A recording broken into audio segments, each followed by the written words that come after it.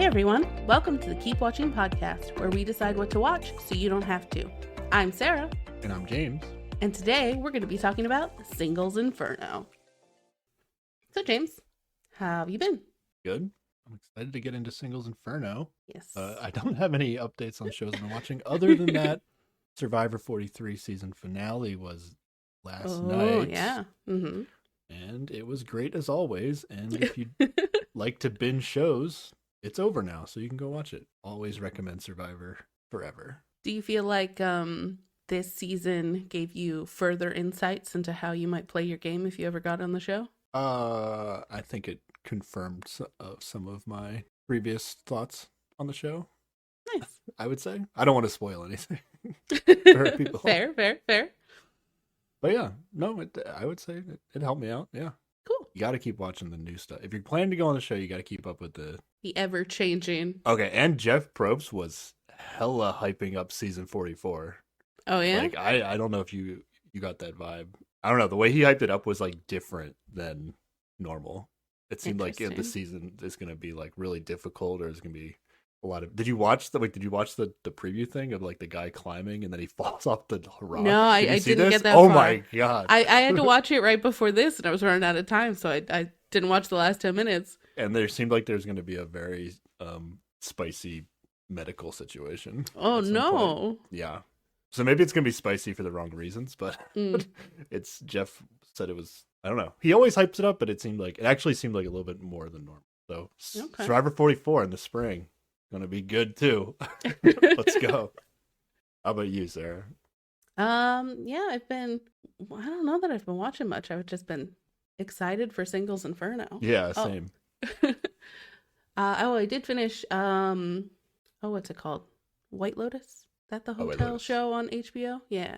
The second season just ended to that, and that had a spicy ending as well, but I don't think it's your kind of spicy, so. I think my wife and I actually, who do we see? I don't know her name. The girl from... Parks and Rec? Parks and Rec, yeah. yeah, she's in it. Audrey Plaza, I believe. Yeah, Audrey Plaza.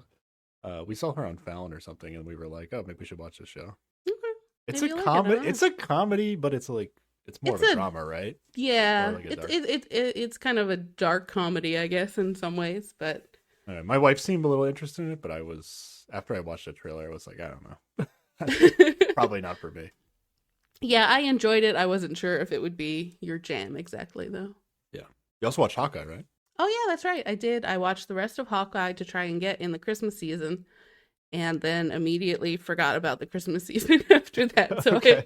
I have to try again. I'll go back and watch that Guardians of the Galaxy Christmas special you told me about, see if that can get me hype for Christmas. Did you like Hawkeye, though? Oh, yeah, it was good.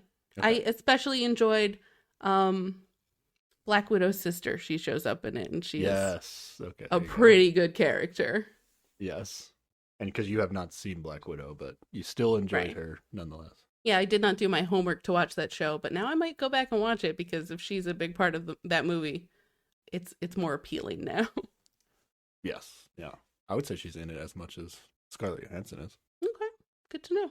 Well, I did not get hyped for Christmas. I did get hyped for hot beach time, I guess? Sure. This show takes place in the summer. Yeah, it actually is so... I was thinking about this, so...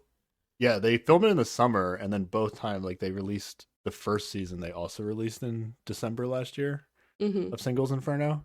And then the other Korean dating show that we watched, Heart Signal, yeah, like, that actually takes place in, like, the holiday season. Yes.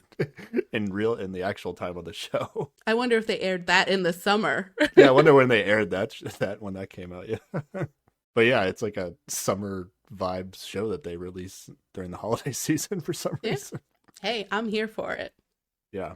Do you want to give us a little rundown on Singles Inferno? Here's what I got. We are about to talk about a South Korean reality TV dating show, which is described on the wiki as hot and young singles are trapped on a hell island. Oh my gosh. This island is so nice. This is just what it says. I'm just reading. I just finished watching Survivor. This island is so nice. That's exactly what I was going to say. Like, with Survivor finale was last night. This is not hell at all. This is what it says, though. I'm just reading what the Fair enough. Hot and young singles are trapped on a hell island, and the way to escape it is to become a couple with someone every night. Those who become a couple can move to Heaven Island for a night, where high quality food and accommodations are provided, while those who fail to become a couple spend the night self-sufficient in Hell Island. I don't know why they use Hell Island and Heaven Island in this description, but yeah, in the show it's called Inferno or Paradise. Yes, yeah. But but the same idea. Parallels, yeah. But what I'm gathering is that for hot young single Koreans, hell is cooking your own food. And heaven is eating whatever you want. Not getting to choose what ingredients you get to make your delicious meal anyway. Mm-hmm. But this is the second season. The first season came out last holiday season in 2021. Mm-hmm. And we got very into this show. And yes, it's basically the reason we decided to start a podcast. Yeah, we just kept wanting to talk about the episodes of Singles Inferno that we watched. And then it got us the idea that we could make this into a podcast, basically. Mm-hmm. First season was 8 episodes. This season's actually 10 episodes. Ooh. And they release them weekly, 2 episodes each week. Yes. It's Tuesday that they're coming out? Yeah, Tuesday this year is when they're coming out. They're a little over an hour each, so it is like a lot. Yeah. That's it. It's a very silly, and we'll get into like the difference between these Korean dating shows and like American dating shows. Like I would like, I'm gonna probably make comparisons to The Bachelor as we go along. Yeah, I haven't really watched like American dating shows because the vibe is not right for me. Yeah, I don't really watch them either, and much. I used to. I would say like maybe back in high school, maybe I would watch it. Mm-hmm. A few of these Bachelor seasons, so I still remember it. But yeah, it's not the vibe. I really like this Korean dating show vibe much better, which for reasons we can get into. The closest I've gotten is I've watched a YouTuber react to half a season of the Australian Bachelorette because the Bachelorette was bisexual and it was the first time they did that. Okay. So I didn't watch the show. I watched someone watch the show. I would imagine Australian vibes would be similar to American vibes, though, in terms of personalities on the show. Yeah. Yes. But it was like quick cuts, like it wasn't the whole show, so it was small doses. Yeah. And yeah, it just had that extra layer that separated me from the over-the-top ridiculousness. So that's Singles Inferno. Anything else you want to add about what the show is before we get into the breakdown / recap? We're going to talk about the first 2 episodes of season 2. It's just a really good time. Yeah. And I think, it'll make more sense as we explain it, but like, yeah, it's a good time. It's a little silly. I got a little impassioned about some arguments from the first season. We'll see how this season goes, but yeah, it's a good time. This is so good that we probably will, this episode and then 4 more. We're probably going to talk about this every week for the 5 weeks that this show is being released on Netflix. So settle in. If you're keeping up with the podcast weekly, we will be talking about Singles Inferno for a little while now. Okay, you want to get started on this, Sarah? Yes. All right. We start with a flash forward of all things, right, Sarah? Yes. I think we'll just talk about the rules when we get to them. Like yeah. They will break down the rules. All you need to know now that this is just a Korean dating show, I think. Yeah. Well, I'll let you say what you want about this flash forward, but I have a prediction on what we might see later in the season. Okay. Based on this flash forward.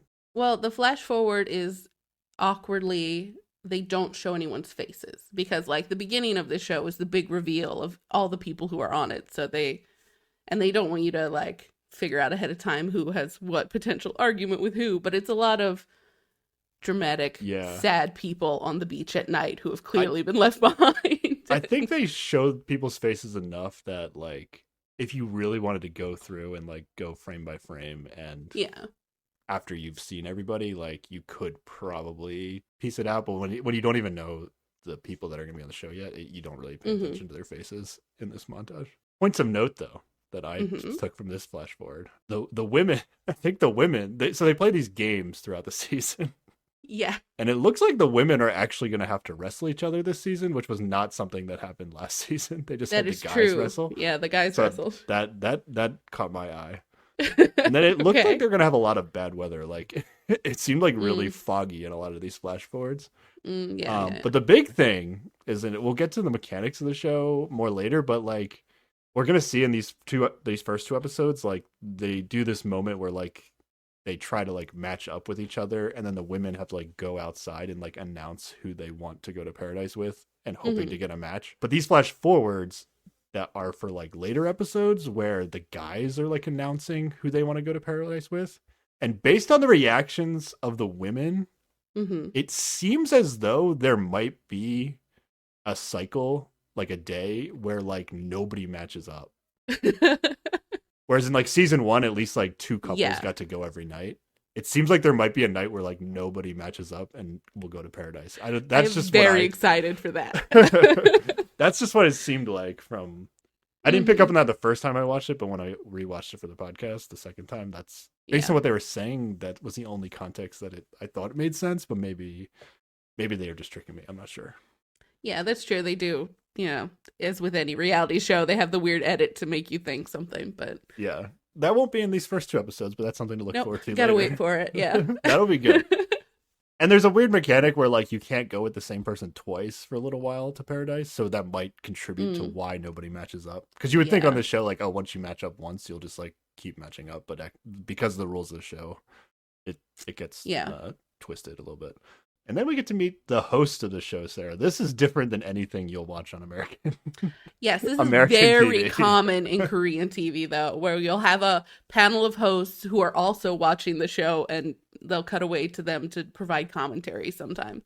Largely, they don't matter, though. And I Yeah. don't have any notes about them, I think, aside from this beginning part. Yeah, we don't have to really talk about what they say too much. I do think there's like it seems like there's like a younger guy host and then like an older-ish guy host and then there's like a young woman host and then like an older woman host. Hmm. And I do like whenever the older woman host is like really into the young guys on the show. Yes. That makes me laugh every time.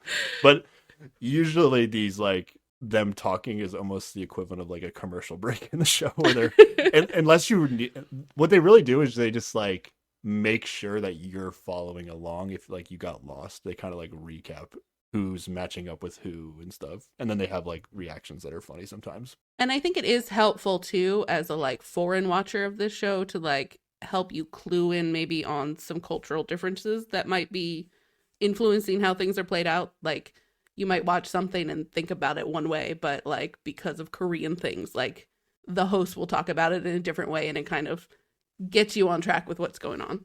And they do actually talk about in the beginning how like maybe they're hyping their own show up a little bit, but I do believe them that like the Singles Inferno show when it dropped on Netflix last year, like apparently blew up like around the world. Like Oh yeah, yeah. It like was a they big said they hit. had like it's really popular in like Germany or something. Did they say that? They said something about it was like I it think wasn't so. Korea and it wasn't the US. It was like some other country Yeah.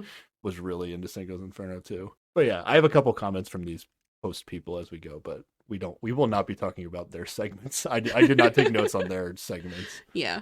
All right. Ready to get into the real show here. Yes, absolutely. Day So we have one. day one. So basically, this works where there is a big, like there's a fire and like a big circular couch seating situation set up around it. And one by one, all of our people come down and join each other on this couch. And it is so awkward and I love it. But they also cut away to shots they shot before where they were doing interviews and explain, who they are and what they're about. And we're going to go through these one by one, right? Yes, we have are. to. Okay, yeah, we have to. Also, this island is like, it's a very small island. Yes. And it's like kind of in the shape of a heart if the helicopter's like at the right angle, I think is why they might have picked this island. Yeah. It's the exact same island as season one. It's Mhm. almost like, it almost looks like they just like packed everything up and then put it back the same way. Like a lot of, I feel like these shows like mix it up a little bit, but they almost did the exact same thing. There is a slight difference in some of the like landmarks that they put on the small islands. Those changed a little bit, but like where they sleep and where they meet and like the kitchen are all basically the same.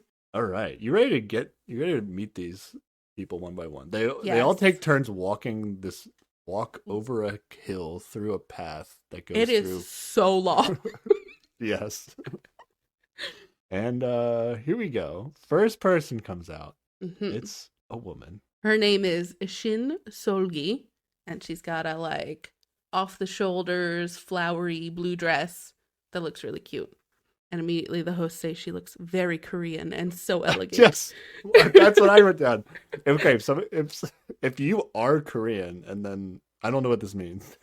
They said there's something very Korean about her. Is the exact subtitles. So like, okay, there is definitely some like lost in translation, I'm sure. On these subtitles, definitely. But this is what the subtitle said. There's something very Korean about her. Was the comment from the it's like she meets the Korean beauty standard like to a T, you know?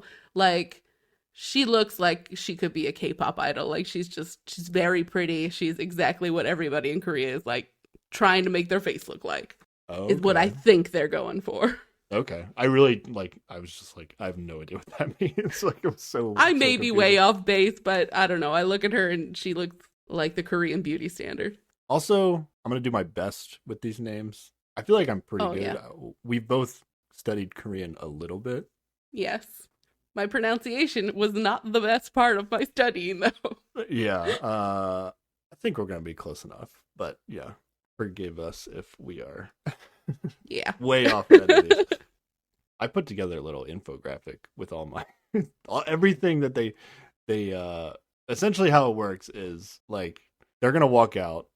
So Sulgi, like she's walking out as if she walks out like over the hill and comes close to where they have to sit, and she's like looking around as if like she doesn't know that she's the first person, which maybe she doesn't. Like she's looking around for like other people, but then eventually like they cut to a confessional that they do before the show even starts, where she actually like essentially like goes through her dating profile, I guess you could call this. Yeah, they all kind of say like why they came to the show, what they think their good qualities are, and what they're looking for in a partner.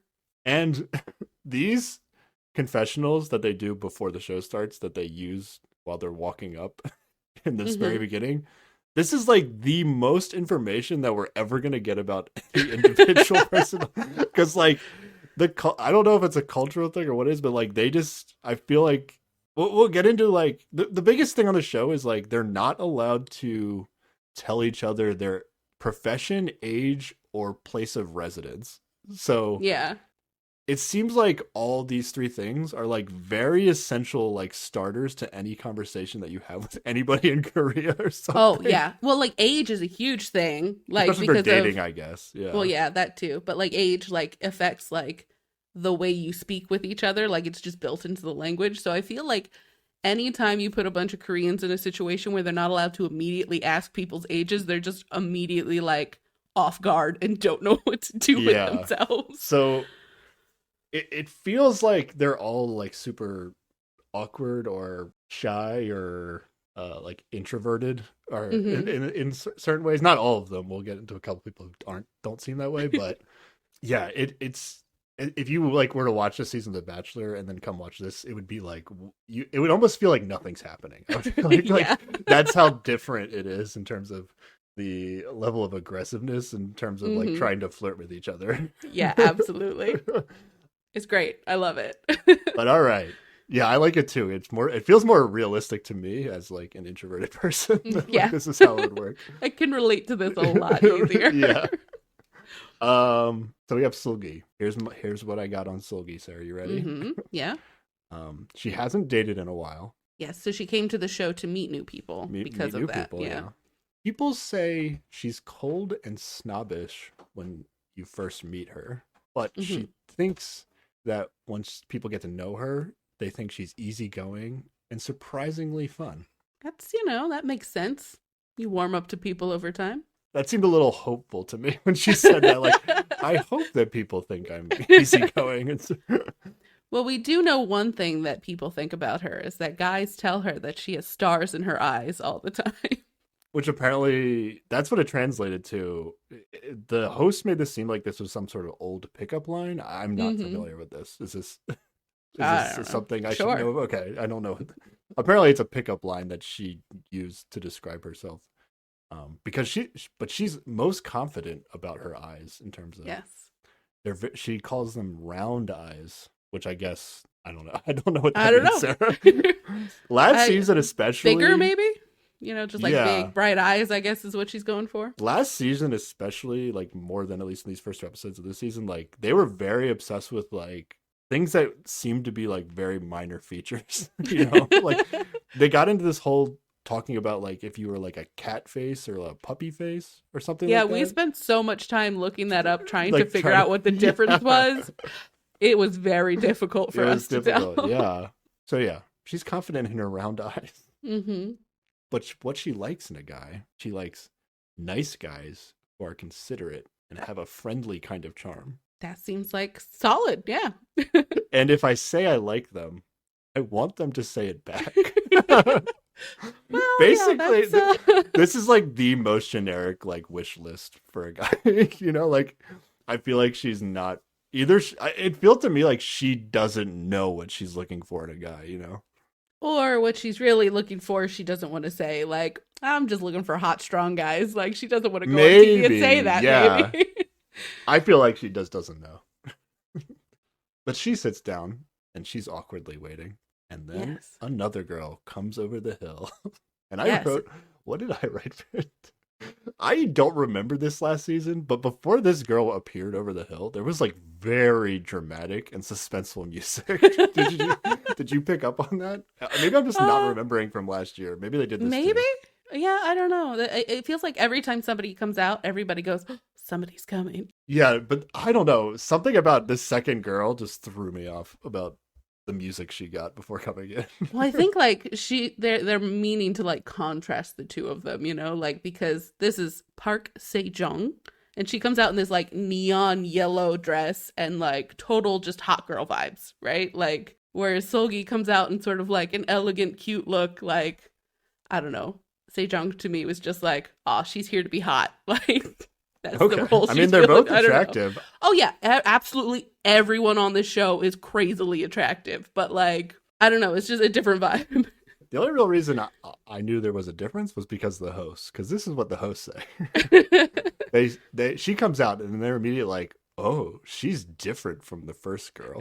And then immediately, the next thing somebody says was, yeah, a different vibe. Healthy and attractive. And I was just like, wait, is this person just slamming Solgi? Like, is Solgi not healthy and attractive? Like, what? I think something's lost in translation here. I think it's a difference between like elegant and beautiful and like sexy and hot, like that's the difference they're trying to make. I was trying to figure out what healthy means. Does healthy just mean you're not pale in this context, do you think? Maybe? Because like this girl, Sejong, she's has like a little tan. she's like a little bit tan. A little darker. Yeah. I think that's where they're getting the healthy from. Maybe. That seems to be consistently with they use the word healthy. It's like I think that's what they mean. Okay. But it felt like a bit of a slam on Solgi the way I read it. That I like to kind of interpret the subtitles my own way just to make it spicier sometimes, and I'll get into that later. With a fun game that I play when I watch the show. But so in true hot girl fashion, in her confessional, she says she came here to meet someone who is as hot as she is. Yeah. And that, I think, explains a lot about the vibe. Like, she knows what she is and what she's here for.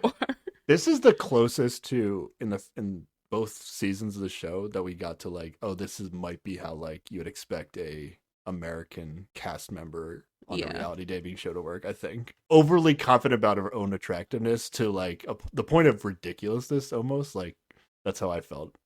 But only in the confessional. Like once she gets an mingles with people, I don't think it's as strong as that. It's way stronger than anybody else, but it's such a low bar though. I don't know. She says some things. I don't know. We'll get into it. But she also says, "What makes me attractive is my eyes and my sexy body." She knows So what she's basically, about. I mean, what are you leaving out at that point? If you like the rest of her face, she didn't comment on. I mean, she doesn't want to be too proud, you know? She's trying to be a little humble. She didn't want to just say, everything about me. Yeah.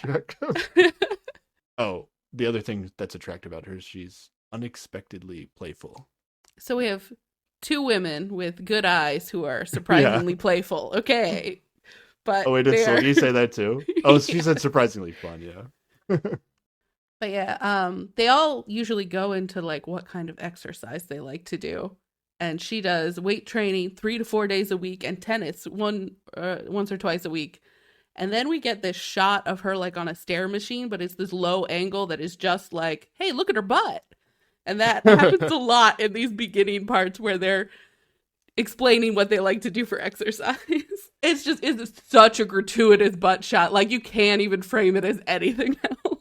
Okay, that's what you focus on. I focused more on these so-called shots of her playing tennis. Uh-huh. Yeah, I don't think she plays tennis that much. It looked like she's been getting tennis lessons the last couple weeks, once or twice a week, like she barely. She didn't say she was good at it. She did. Okay? She wasn't hitting a ball. She was doing like super slow practice motions, as if I think she just wanted this to be part of her highlight package session. Or maybe it's just easier to film when she's not just absolutely, slamming balls all over the place. I'm going to give her the benefit of the doubt on the tennis. I am not. I don't think she's very good at tennis. Okay, fair. She's very confident about her figure. She doubles down on. Because she's all about that workout life. She says, "What's not to be confident about?" She's different than most of the characters we're gonna get here. I think at this point, I mean, there's only 2 that came out so far, but she was my favorite already. Oh, really? Okay. Yeah. I thought she was almost too ridiculous. Like this is like if this was a person in an American reality dating show, I'd just be like, okay, come on. But she's different on this show, so it's like it feels a little humorous. Yeah. And I do like that during these confessional moments, they will sometimes, when somebody says something cheesy, they'll leave it in where all of the like crew members laugh and they all like laugh together about it. So there is that fun moment of, okay, people aren't taking themselves too seriously. Maybe we all know that this is a cheesy thing you just said. To me, it's more of like they are just like embarrassed that they just said what they said, so they like laugh it off, kind of thing. Yeah. Because people, you don't usually say these things out loud; they just think them. But they at least have the decency to like feel awkward and laugh about it at the end, Yeah, but Sejong, she wants a guy to be her type before she can have any feelings. Yeah, she's here looking for a hot guy. Yes. Yep. And she considers what she considers a hot guy is somebody with monolid eyes, which is like, there's a big important distinction between like double eyelids and monolid eyes that like is big in Korean culture, and I have such a hard time even noticing the difference. I'm still don't really get it. Koreans are honed in on this shit. Is it like when you have like an extra bit of like a little fold? Yeah. It's on the underside of your eye, right? No, it's the top lid. It's on the top. I don't even know about this. I don't even know about this. But sometimes, like, this will come up in Korean shows. Like, people are all about this distinction. But usually it's people like the double eyelids. So I guess, I don't know. She likes monolid eyes and a pretty smile. And she's looking for someone who can take care of her. And she rarely fails when going for a guy. Well, I mean, come on. I feel like that was a humble thing to say, because she said rarely, as in like, oh, she has failed. That's how I was like, oh, okay. Yeah. That was like the most humble thing you've said. Still the entire ridiculously confident. But yeah, so she comes down this long walk, and there's an awkward hello between her and Solgi, and then they just sit on the opposite side. She sits on the opposite side of the semicircle. Yeah, that shit was so funny. Well, they have to make it so, that whoever the guy that comes next has to choose, because it's all about, who do they sit next to? I think she was allowed to sit wherever she wanted, and that's what she chose. You think production told her to sit there? I think there's a decent chance of that. And if not, then she was making a conscious decision to be like, if we're far apart, he has to choose. And, you know, like, it's But just... even if you sit right next to her, like, he can still choose, like, either side, you know? So I think I think she was just being really, like, super weird and sad all the way across the thing. I feel like they did this in the first season, too. Just, like, people awkwardly sit... I don't think they sat that far apart. Okay, this might be a new distance I don't know. record. I think it was weird that they sat so far apart. All right, let's get to our first guy. They just like they don't even like introduce all the girls and then all the guys. It's just like random order. Yes. Who's next, Sarah? This is Choi Jung-woo is our first guy who comes down, and he says that he came here because he's never dated anyone he seriously liked. And he got his fortune told by a monk who said that if he came on the show, he might meet someone who he could end up marrying. That's the best fortune I've ever heard. This is literally true of everywhere you go. You left your house, you could meet someone that you might end up marrying. I was hoping this was like mistranslated or something. It does say might in the translation, and I was like, so he gave you no information at all. Do you have any comments on this attire? I have some comments on the overall of everybody that we can get to at the end, but I realized that I only took notes on the women because like all the dudes kind of dress the same. Although he's different in that he's got a like sweater, it's purple, it's kind of like sitting wide on his shoulders to show off he's got these broad shoulders, and it's a sweater. Okay, so you don't have anything on these guys as we go? No, I think the rest of them are just button down shirts. I'll just say what I was going to say at the end right now. Mm-hmm.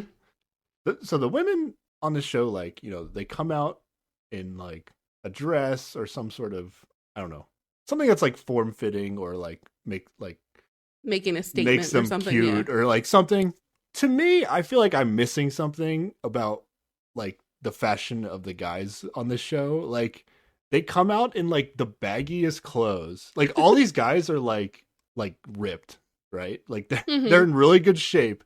Yeah. But you would not know when they come out like how in shape they are. Like some of them are like bigger around the shoulders, so you can kind of tell from that. But like they're wearing like baggy shirts and like pretty baggy pants too. Like I don't know what this I just think like that's doesn't just seem the like the style right now. I know, I don't get it. I like I don't get it at all. Like why is this the thing on this show? I think like the guys should just be coming out in like their bathing suits on this show. Like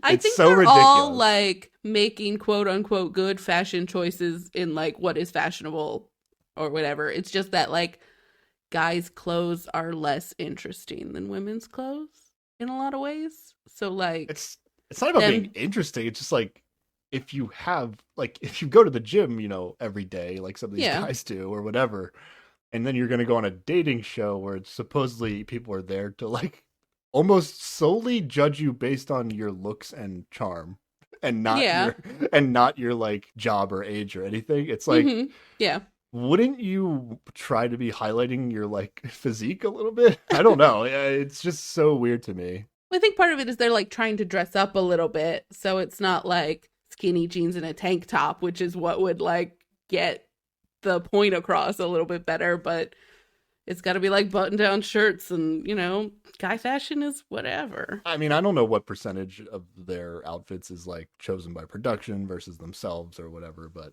I don't know. To me, it's weird. On the Bachelor, now, Sarah, you're into suits, right? Suits, a well-tailored suit on a person looks very good. Yeah, so you're into probably episode 1 of The Bachelor when they all come out in suits, but I don't know. I don't get what the guys are doing on this Singles Inferno show. I don't get it. Yeah, I mean, given the fact that I did not write down anything they were wearing, it did not strike me. Okay, like right. I thought you were gonna fight me on this a little bit, but I guess no, you absolutely. kind of agree. Okay, all right. But I'm blaming it on men's fashion. I don't know. It's just men's fashion is boring. All right, back to Jung-woo. Yes, he likes to play sports and used to be a soccer player. I wrote actually good at soccer because we just saw Sejong like she's not. She doesn't really play tennis. This is a lie. Like this guy had a highlight reel of him legitimately playing soccer and like crossing somebody over and doing cool toe taps and looking like he actually plays soccer. And then he goes on to say that he's very competitive. Yes. and confident about his physical strength. We do get some shots of him working out shirtless here, so we at least know he has a good physique if it's not displayed to the women. Well, we'll get into it with a couple of these people later, but like we get so much more information on these people than they give to each other later that it's like it's so silly. It's so silly. We should just get to match them up. You know, they should not be responsible for it themselves. We'd be better at picking it would be them more for them. effective if like they just got to watch each other's intro package, because they don't give away their age, occupation, or like where they live in these intro packages. So nothing they're saying in these are they not allowed to say, but they just don't really highlight themselves very well once they're like face to face. But ooh, good thing for Jung-woo. He likes women with pretty eyes. Yeah, so far 2 for 2 on the women with pretty eyes. Well, I don't know what he thinks pretty eyes are, but he's about to meet 2 women who think they have pretty eyes. And he thinks his empathy and sensitivity make him attractive. Also, how the corners of his mouth naturally curve upwards. Also, something very specific, like very specific facial feature thing. And then he like did his smile for the camera, like on purpose to be like, look at it. I wrote down in my notes that when he came out, he also kind of got like entrance theme music, like Sejong did. So I don't know. Maybe I just don't remember this last year, but like I feel like almost everybody's gonna have like their own little intro music that they get. Yeah, it's like different music every time. Before. You think it was? Okay. Also, I watched this show with my wife at home, Sarah. Jung-woo in my household is forever going to be referred to as Spock because me and my wife both think he looks like Spock. Which variation of Spock? I would say closest to the more recent movies. In the movies, okay. Yeah, in the movies, yeah. Cannot remember that actor's name, but okay. Yeah, not Leonard Nimoy. Because there's also Star Trek Discovery is a show that's on right now, and that also had Spock in it, but that was a totally different actor. Okay. And it was young Spock, and yeah. But yeah, something about his ears. I would say he has bigger ears. They're very much not pointy, which I think is they're not Spock pointy, thing. But they're bigger, and the haircut, and I don't know. I'll take your word for it. He really looks like Spock to me. So okay. Jung-woo is Spock if I call him Spock at any point in this podcast. Okay. But he is super awkward when he gets to the thing. Yes. And very nervous. He sits next to Solgi. And then they talk a little bit about how awkward it is and that they're nervous, but they don't actually introduce themselves to each other because no one introduces themselves to each other on this show, and it drives me crazy. Later, he will claim that he did this. He actually made a choice in this moment. And I think there is actually legitimate strategy on this show based on how this has worked the first 2 seasons. Yeah. Shortly after, about who you want to sit next to on the couch, and we'll get into that later. But I don't know if he was really making a sound decision in this moment. I feel like he just kind of sat down. Well, 2 very attractive women to sit next to, both have pretty eyes. On the opposite sides of a giant semicircle table. Yeah. It's a coin flip, basically. All right. Here comes another girl over the hill. Who's this? This is Lee So-yi. She has the cutest name, and she is very much, I think, the cute one. The announcers immediately just say, "Oh, adorable."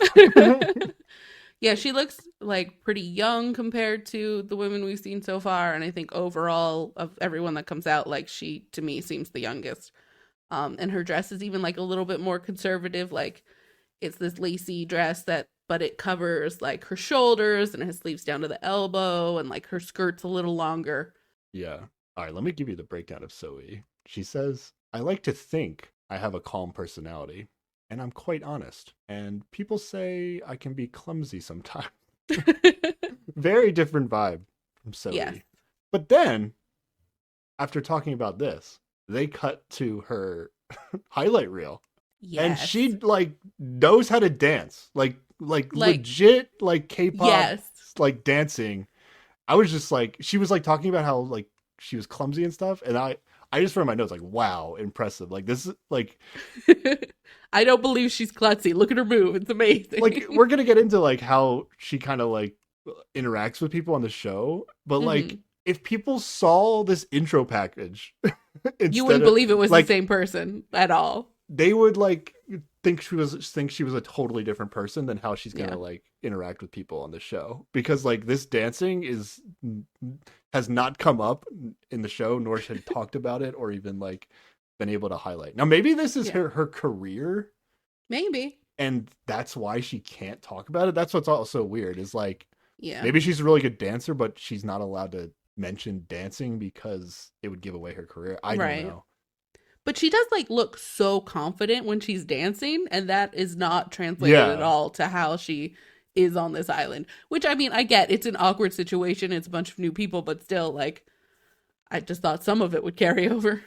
Yeah, so I was like super impressed with her like video package confessional thing. Like more impressed with her than the first two girls, but it's not helpful to any of the contestants on the show because they don't get to see it. Yeah. She goes on to say, I think I'm into guys who are tall and have strong features. What do they mean when they say strong features, Sarah? Just like muscles?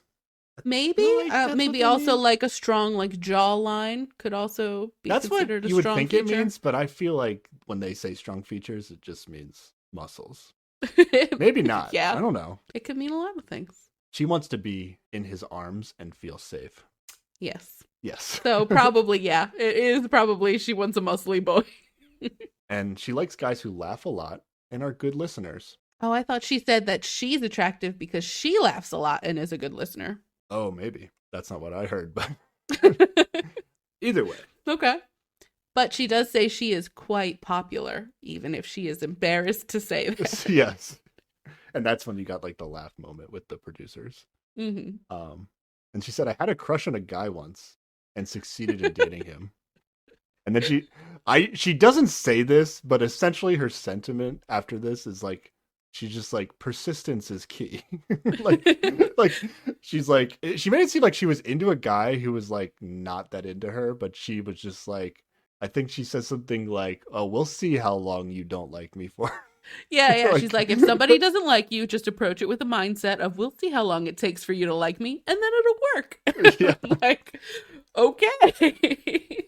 I thought you wouldn't like this mindset, Sarah. It is unrealistic. And yes. Okay, well, you clearly didn't watch Singles Inferno Season 1. You want to bring up our biggest fight about Singles Inferno 1? You can't just badger someone and be persistent until they give in to you. That is no way to be. It's terrible. I mean, I think it's fine on a game show where the mechanics of the show allow you to do so, but yeah, in real life, no. Healthy. We can do a whole breakdown of Season 1 if people want us to.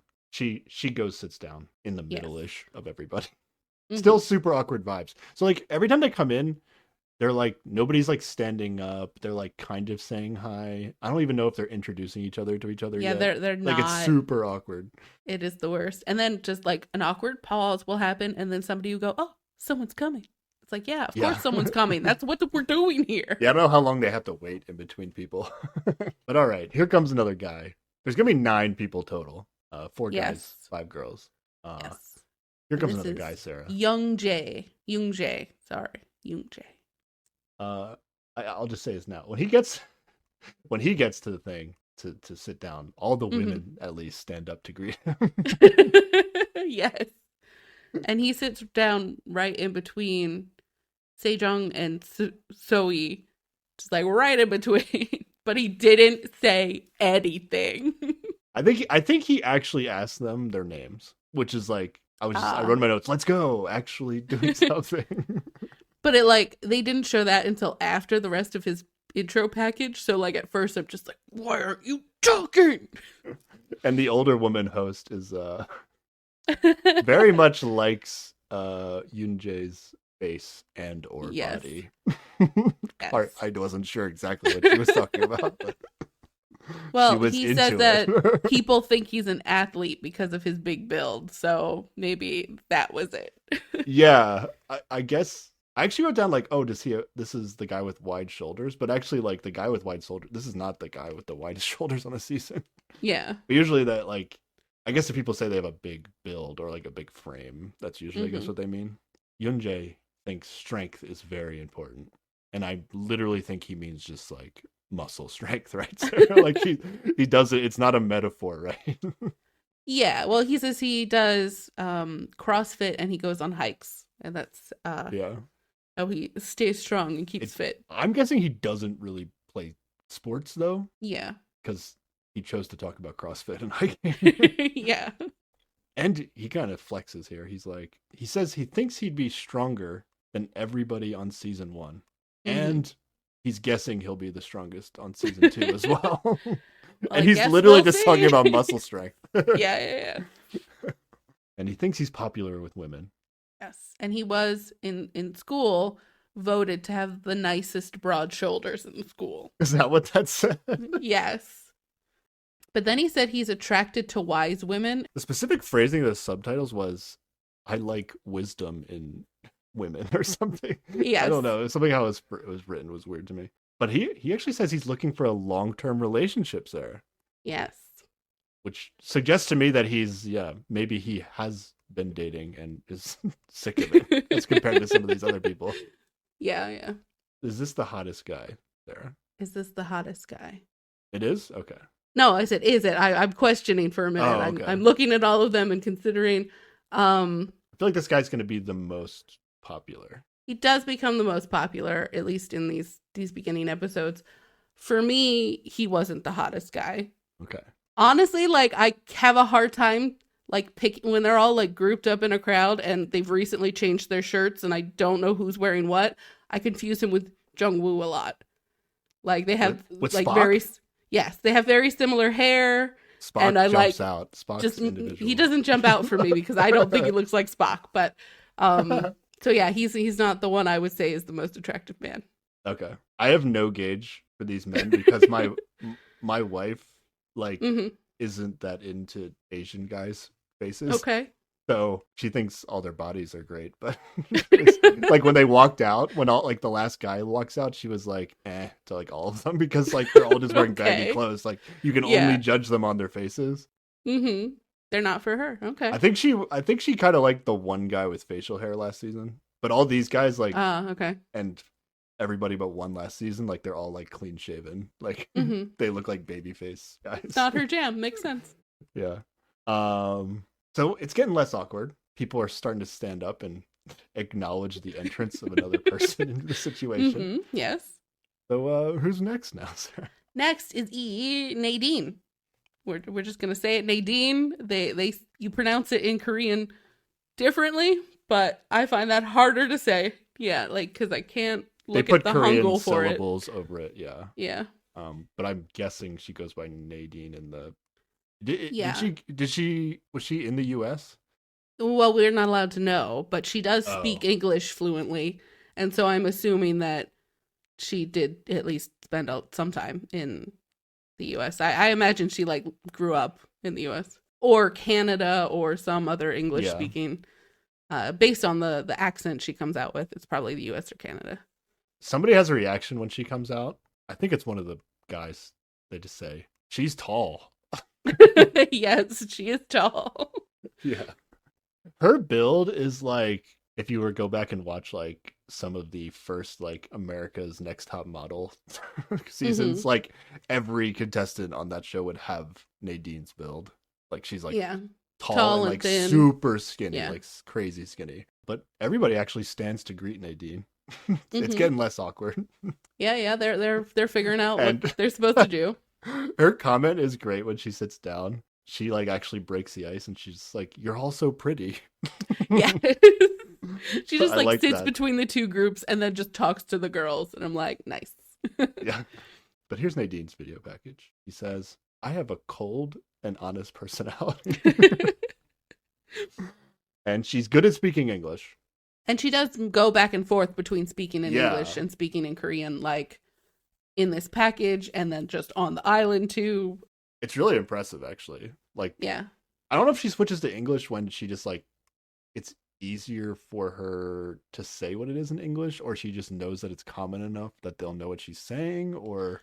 I think someone makes a comment later on that like her English is better than her Korean. So I think it might be just when she's more comfortable speaking in English than Like, she might not remember the word for Korean or something. But she must know that they all understand English enough to know the words she's choosing to say in English, right? Because like everybody must know some level of English, I guess. Right.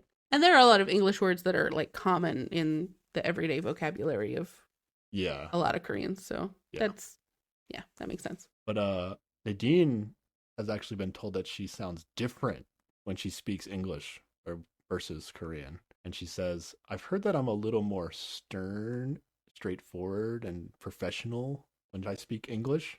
But when I speak Korean, I've heard that I'm a little more cute and soft. I think that makes sense. I think that's like most people when they switch between languages. Yeah. I thought she had a cute voice both ways. I don't know. I was fine with it. Yeah, but I think she dipped into cuter when she was in Korean. I get what she was saying, yeah. Or what people say about her, yeah. She really likes the outdoors. Mm-hmm.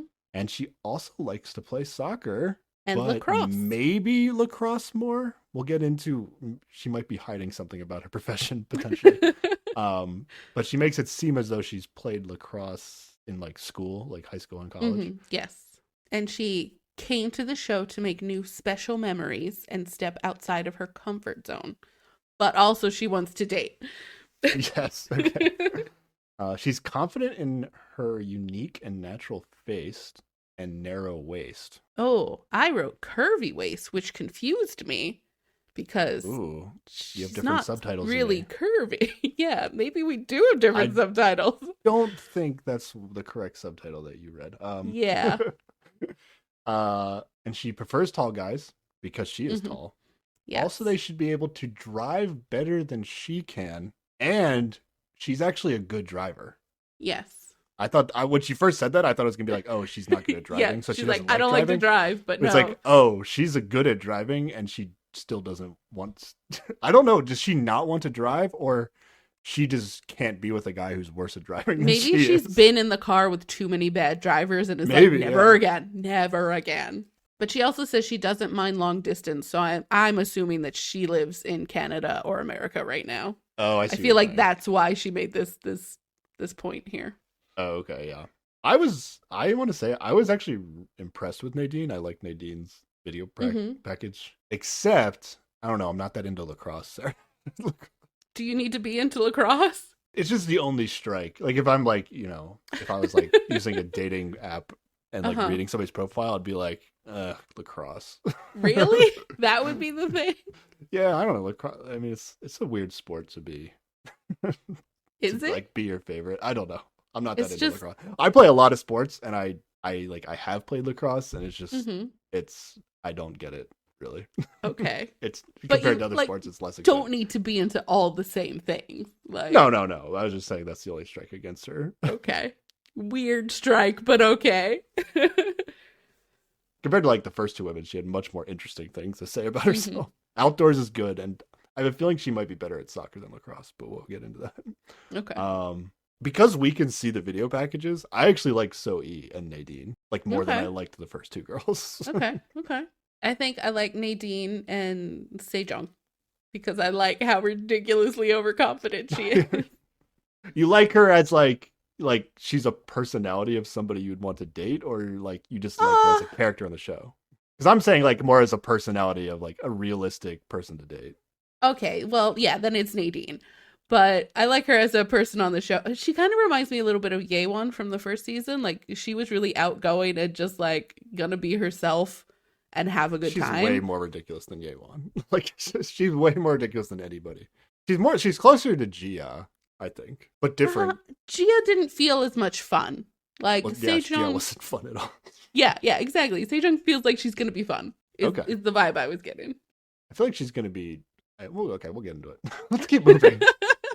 All right, who's the next guy, Sarah? Next is Kim Han-bin, who says his personality is positive and that he makes that a big thing of his whole intro package.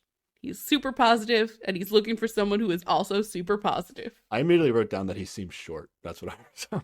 He does seem short. I think he also has a less muscly build than the other guys.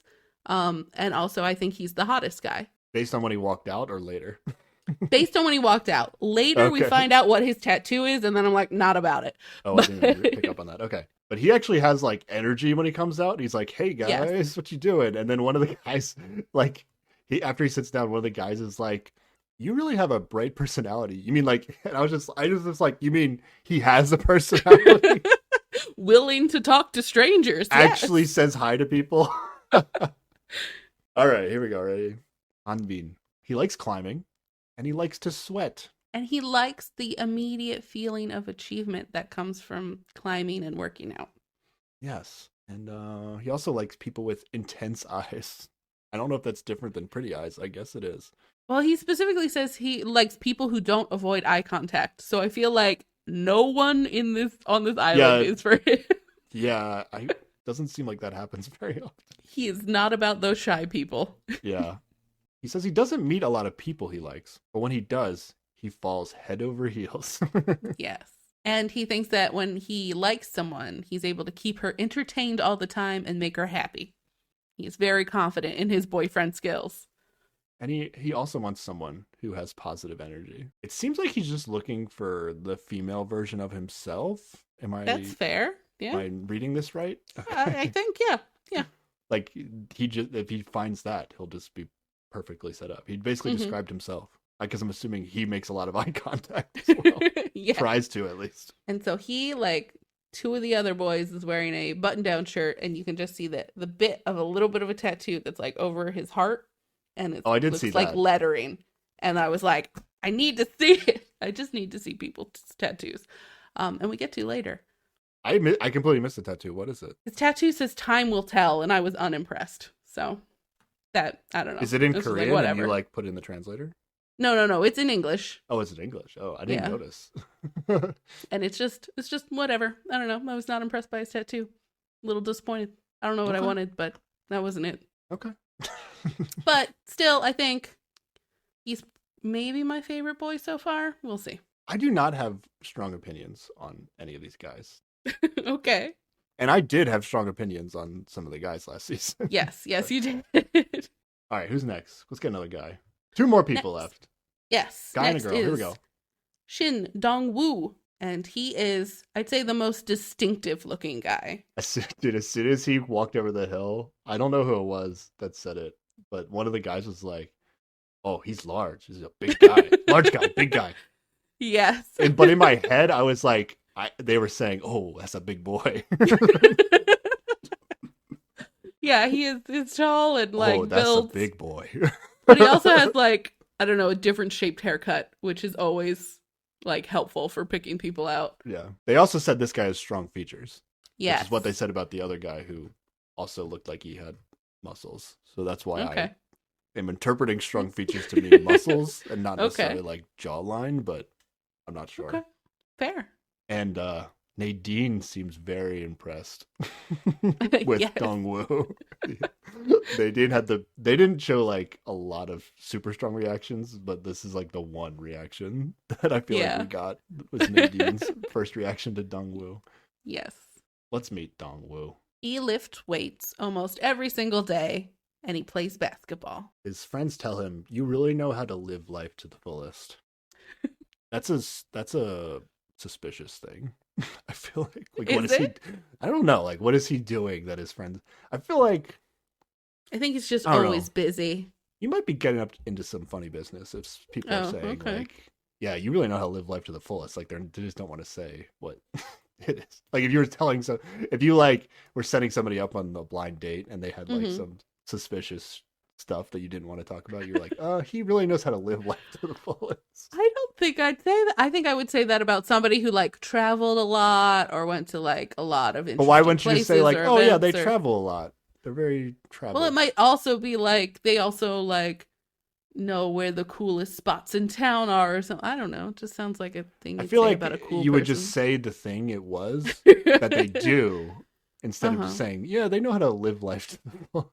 Or if it's somebody who like always has to be doing something, like maybe he's not I'm going to wear my pajamas and watch TV today kind of guy, you know? But then you would just say, "Oh, he's always doing something."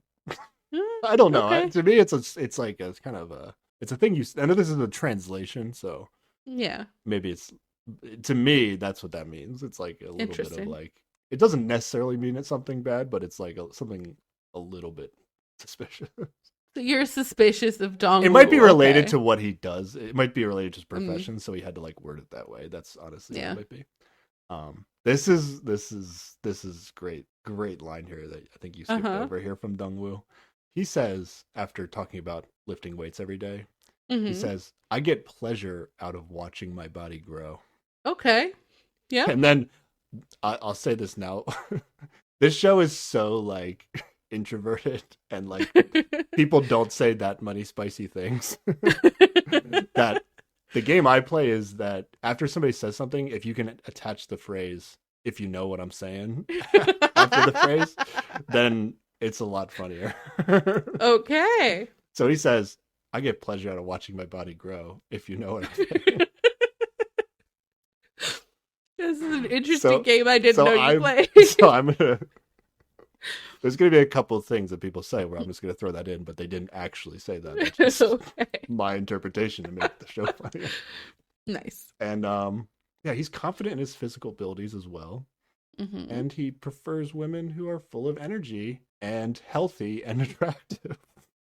Yep, that what sounds does like he par mean for by the course. healthy and attractive? I don't know. But he also says he has a calm personality. So even if he is always getting up to stuff, he is chill about it, I guess. Okay. Yeah, I wrote the least about Dongwoo, actually. But he had the best line about watching his body grow. He actually sits between Nadine and Solgi. And he tries to ask Nadine how her trip was, but she's just like looking somewhere else and not expecting anyone to actually talk. Oh, and she like gets all startled, and it's funny. They made a big deal out of that. I feel like she just like wasn't paying attention. Yeah. She wasn't paying attention at all. They made it seem like it was an important thing, but yeah. All right, one more girl. Here we go, Sarah. Okay. Choi Seun. Soyun? How did we say we were going to pronounce this? Saun.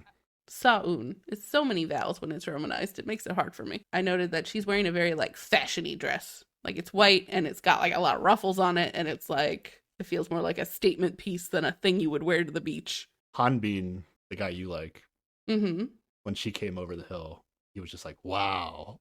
Yeah. And he did it like, they did a couple people who said "wow," but it was like, I could read "wow" in the subtitles, but I didn't actually see them, like hear them say it on the screen, like it was under their breath.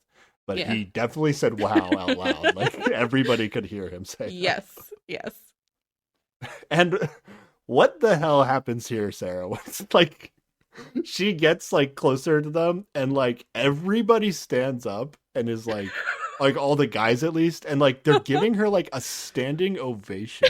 Yes, like literally, what the hell? Everyone stands up and like, claps for her. This went from like awkward, like not introducing each other, and then the last person comes in and all the guys are giving her a standing ovation. Like this. I think some of the women too. Maybe not. I don't remember. I think they stood up, but they weren't they weren't clapping like the guys were. But like, I don't know. This was weird. It was very weird. I do not know what prompted the applause. Yeah.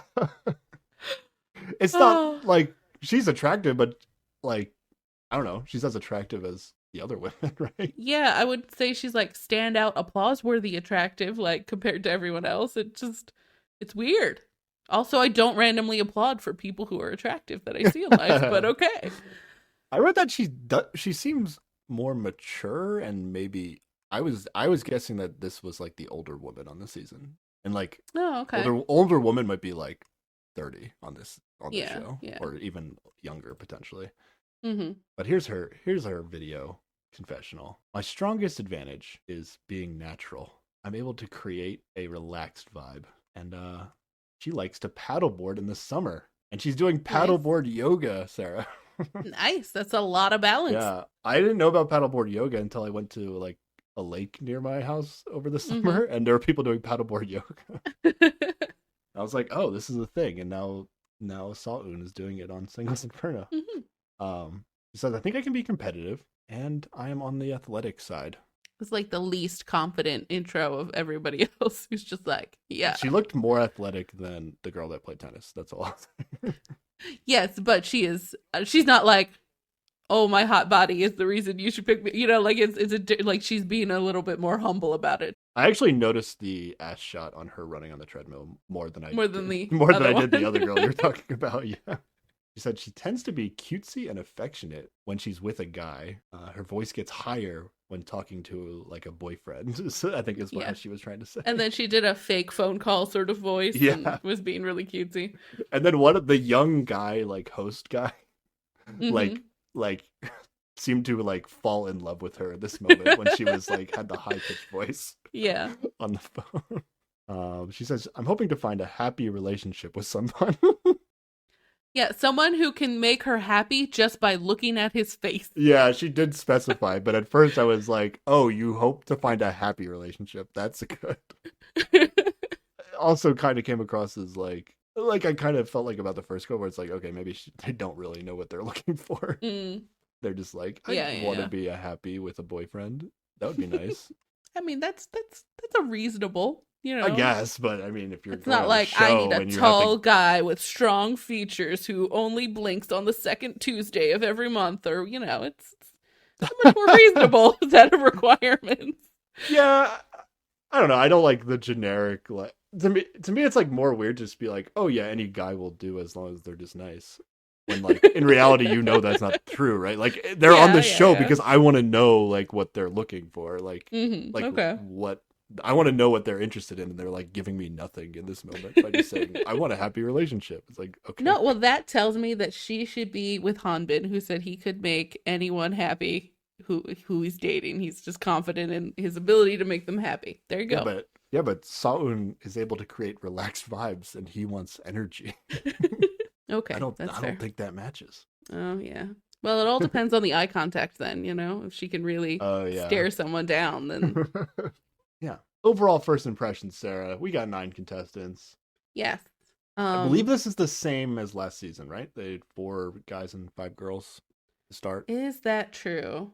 No, I think they had 5 guys. Or was it 5 guys and 4? Oh, it was 5 guys and 4 girls. You're right. Okay, so they are switching it up a little bit. But yeah, who do you like? I like Sejong. I like Nadine. I like Hanbin. That's who I like right now. Okay, but you agreed Sejong was not like a dateable. Oh yeah. But I am here to watch her on the show. Okay. I think she will be fun. I'm more talking about like, okay, is this a real person that seems dateable? When I say I like somebody. Okay. That's what I mean when I say that.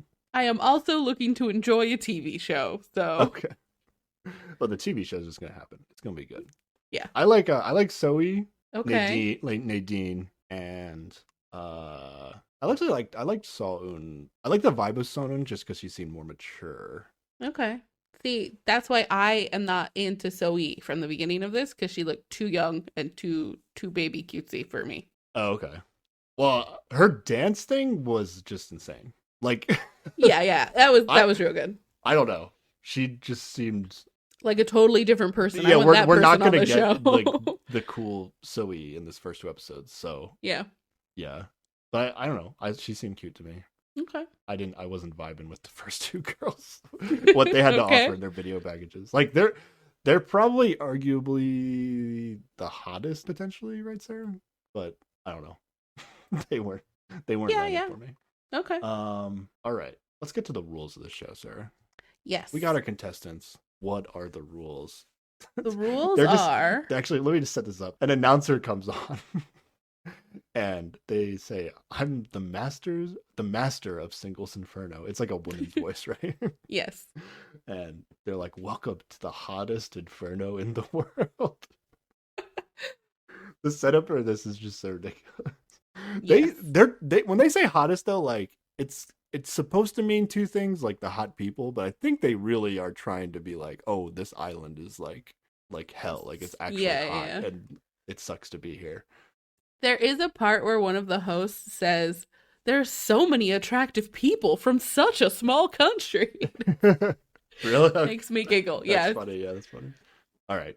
What are the rules, Sarah? Okay. The rules are you cannot use electronic devices. Basically, you can't have a phone. You have to cook for yourselves with the ingredients that are provided. Mm-hmm. You're not allowed to reveal your profession, age, or place of residence. And you become a couple to spend a night in paradise where you are allowed to reveal your profession, age, and place of residence to your partner. And any info that you get in Paradise, you are not allowed to share with anyone else. Yes. I believe that is new this season. I think it was implied before. Yeah, but I don't know. They really hyped on this. They were like, under no circumstances are you supposed to like reveal. Last season, I feel like you would find out somebody's profession, and I think they would come back and tell people. They're tightening shit up this season. Yeah. Yeah. Paradise. So Paradise is like a really fancy hotel that seems to have gotten fancier. Yeah, I don't know if it's the same place. I mean, I guess like it must it's the be, same but one. yeah, there's like a freaking carousel in it now, or they at least didn't show us that before. It was like 3 different rooms that we saw, and like each had a pool port. Like maybe they didn't all. One of them had a pool. There was some weird indoor swimming pool situation that was not there last season. Yes. So I think they're just allowing them into more of the hotel this time, because I don't think they did a whole big renovation on this hotel in a year. Okay. But here's where the strategy comes in, Sarah. Mm-hmm. The first thing they have to do is they divide into groups of 3, and then they have to go like explore the landmarks on the island. So you get to hang out with your group of 3. Yes, the groups of 3 are based entirely on where they sat already. Yeah, I don't know if they could have done that differently, or production made them do it that way, or what it was, but like I think production made them do it that way. Strategically, like actually who you decided to sit next to on the couch is like who you get to talk to for the first like probably few hours. Yeah. Because I think what they do is there's like, I don't know, 5, 6 landmarks that are on this small island and like hangout spots basically. And I think what they do is like everybody goes to every location and then they have to like sit there for a little bit and like talk to each other. Yeah. But then the show edits it down to like they only show each location once based on like whatever the most interesting conversation was at that location. So you get to spend the first few hours on the show with like whoever you decided to sit next to. So like ideally you want to be like the one woman with 2 men, or if you're a guy, the one man with 2 women. So you get to like be the focus of their attention and talk to as many potential people as possible, you know? Yeah. So the landmarks, I wrote them down, are there's a cafeteria. There's a green garden, which is just like a sitting area. Yeah, a place to sit and like I think that's where the special meals happen sometimes when they win a game. Yeah. And then there's the cabana, which is another sitting area. But there's water there, I think. So I don't think there's anything at the cabana there this season. No? Last season the cabana was like also the ice cafe, bar, that's right. The ice cafe, but now the water fountain is like its own sitting location this season. That's right. And then the ice cafe is a completely separate sitting location. So it's hell, but they do have an ice cafe. Yes. And there's also, I don't think this is part of the tour, but there's also like sleeping tents on the island. Separate. There's 1 tent for women and 1 tent for men. And then there's also like some sort of outdoor bathroom situation. And then we don't see it in these first 2 episodes, but I think there's like a makeup room as well. Yeah, there's definitely like a where to prepare yourself in the morning sort of tent. Yeah, at least. Which they rarely show footage of unless they actually talk in there. Like sometimes the women will have a conversation in there that they want to put in the show. But yeah, we break up into 3 groups. What do you have from this, Sarah? I have. I mean, do you want to go over the groups or just like I guess let's just go group by group. Okay. So our first group is Zoe, Yoonjae, and Sejong. Yes. Cutesy girl. So this is the cutesy girl, the healthy girl. The hot girl. The one who's very confident. The 10 girl. And then probably the guy that most people were into. Yeah. From the beginning. And we see them, yes, at the ice cafe. And I don't know, they're talking, they're having a nice time, but Sejong gets a splinter in her foot and gets Yoonjae to like take it out for her, and they play this like sweet, cute, romantic music over top of it, like, ooh, it's this big moment where he helps her get a splinter out of her foot. Yeah, I wrote in my notes. I wrote, "Oh, the Inferno strikes." There you go. This place is hell. She has a splinter. I was like, I wonder if the splinter is real or not, or if she's just like, oh no, I hurt myself. Will you help me? I don't know. Yeah, it could have been I think it was real, but she like played it up. Either a it's bit. like the kind of person that just does this automatically, or she played it up a little bit more for the show. I'm not sure. Hmm. But yeah, the most dangerous thing on the island is these splinters that you can get from the production setup areas, not like Yes. the actual island. But then for the rest of the walk, yeah, Yunjae is like very worried about her foot, like as if she like Oh maybe yeah. like sprained her ankle or something. He's He's just like, like, take it it's rough slow. terrain. Are you okay? Take it slow. Don't hurry. Don't rush yourself. You have it's a serious injury. I was a little surprised he didn't just like pick her up and carry her back. Like that's how attentive he was being about this. Yeah, but this is important though, because she one of the girls that said, yeah, wants someone who can take care of her. Yeah, Oh, here we there you go, go. Sarah. It's He already passed the heating first up in the test. Inferno. Now, the next group is Hanbin, Nadine, and Dongwoo. So it's your boy, Mm-hmm. skinny woman Nadine, and the The big big boy, tall the dude. big boy, Dongwoo. I have that Dongwoo is being sneaky here because they're talking about like, what they like to do for exercise or whatever, and they're talking about sports. And she says she likes soccer, and at some point he's like, "So soccer, not football." Like trying to like, because if she had called Oh, it because she was football, speaking, like yeah. She yeah, was throwing in English words with stuff, so they picked up on that she was good at English. but like he's trying to narrow down like, oh, so maybe she lives in the States because she calls it soccer and not Yeah. football. What is weird about this is that Jungwoo, aka Spock, who's not part Uh-huh. of this group, is actually the Yes. one who plays soccer. But yeah, Dongwoo like randomly guesses that Nadine plays soccer, like out of nowhere. And she's a little like, am I allowed to talk about like Yeah, she's like, "Am I allowed to talk about soccer?" And then they're like, "Oh, does that mean that's your profession?" And she's like, "No, no, no, no. That doesn't. I just didn't know what we were allowed to talk about." And then they're like, "Well, we're allowed to talk about our hobbies and what we do and stuff." Mhm. So either she really plays soccer or her Korean isn't that good and she didn't understand the The instructions. I rules, don't know. yeah. But then she talks about playing lacrosse, and Hmm. these boys do not know what lacrosse is. Like they pretend that they know, and then he tries to explain it. Like Dongwoo tries to explain it to Hanbin because Hanbin has no idea what lacrosse is, Yeah. and then Dongwoo is like, "It's like polo, where you like hit the ball with a stick." It sounded like he was explaining like field hockey instead of Yeah. yeah. I think that is what. Yeah, I think that is exactly what he was trying to explain. But yeah, so he was definitely confused Yeah. about what it is. Polo is like when you're riding horses and you smack the ball, right? Yeah. Yeah. So, yeah, you catch and throw a ball with a stick in lacrosse, and it's all overhand. It's not like Yeah. it's not like Yeah. polo at all. You're not riding anything. Dongwoo thought he knew what lacrosse was, but he did not. He tried. I thought like would be off-putting to Nadine a little bit, but like she didn't even correct him, but I just Yeah. assumed like she was like too shy to correct him, but Or maybe didn't catch didn't exactly catch what what he he was said that was saying. wrong Yeah. or did not care enough to like explain this sport to these guys. I wrote that it seems that Dongwoo is like flirting with Nadine here, but like at the same time, the way he's like talking is like more like he's talking to Hanbin about Nadine, because like Nadine is the most interesting person like on the island in this moment because of Uh-huh.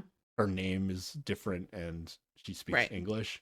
So it seems like he's interested in talking about her, but so it like I don't know. I didn't really. It seemed like not necessarily real flirting, even though he's like asking her a lot of questions, but in Yeah, more of like she's a like genuine, just like curious way, not like yeah. I'm interested in you way. She's also like pretty introverted, like even amongst all the introverted people, I think. And he says Yes. something later where like she just brings out his protective side, which I don't think necessarily means he's interested in her. He's just like taking care of her because there's someone to take care of. Oh, Like, okay. That's interesting. Yeah. When he said that, I thought like, oh, he was interested in her because of that, but it could be what you're saying too. Yeah. yeah, that's later and we can get to the nuance of it then, but it feels like a lot of this is him like asking her questions, keeping her involved, and like just kind of general taking care of her to make sure she feels okay. Yeah. Okay. Yeah, I see what you're saying. But the show's gonna harp on the fact that she's giving a lot of like short answers. Like he'll just be like, "Oh, do you play soccer?" And she just says yes, but like Yeah. doesn't elaborate. I feel like she understands them fine and is just very introverted and Yeah. Not she doesn't even realize that she's being short with her answers. Exactly. She's just a little overwhelmed with the situation right now, They and seem to interpret it that like, oh, she's not that great at speaking Korean, but I don't think that's actually. I don't know. I guess I can't tell what level of yeah. good her Korean is, but Right. to me, it felt like just more like her natural personality. But I don't know. Yeah. I agree. The third group: Seulgi, Saeun, and Jungwoo, aka Spark. Yes. What did they do? I don't think I have any notes on They, them. they go to the cafeteria first and take inventory of the ingredients that they'll have for dinner. Oh yeah, there's like 30 radishes, and they're like, and these are like Korean big radishes. They call them daikons. Like, yes. Which are they're giant like white radishes is what they are. And they're just like, I guess we're eating just a fuck ton of radishes. Yeah. But they go to the cabana is where they go. Mm-hmm. Oh, when they're walking along, I like this part, Sarah. Uh-huh. I'm into this kind of conversation. Jungwoo decides to ask both the women how tall they are. He's gonna get some numbers out of them regardless. If it's not their age, he's gonna know how tall they are. This is like a thing that I'm really into, like for like people that are on TV where like you can't really tell how big they are. Yeah. So I'll like just like look up the height of like actors. Okay. Like to be like, I wonder how tall this person actually really is.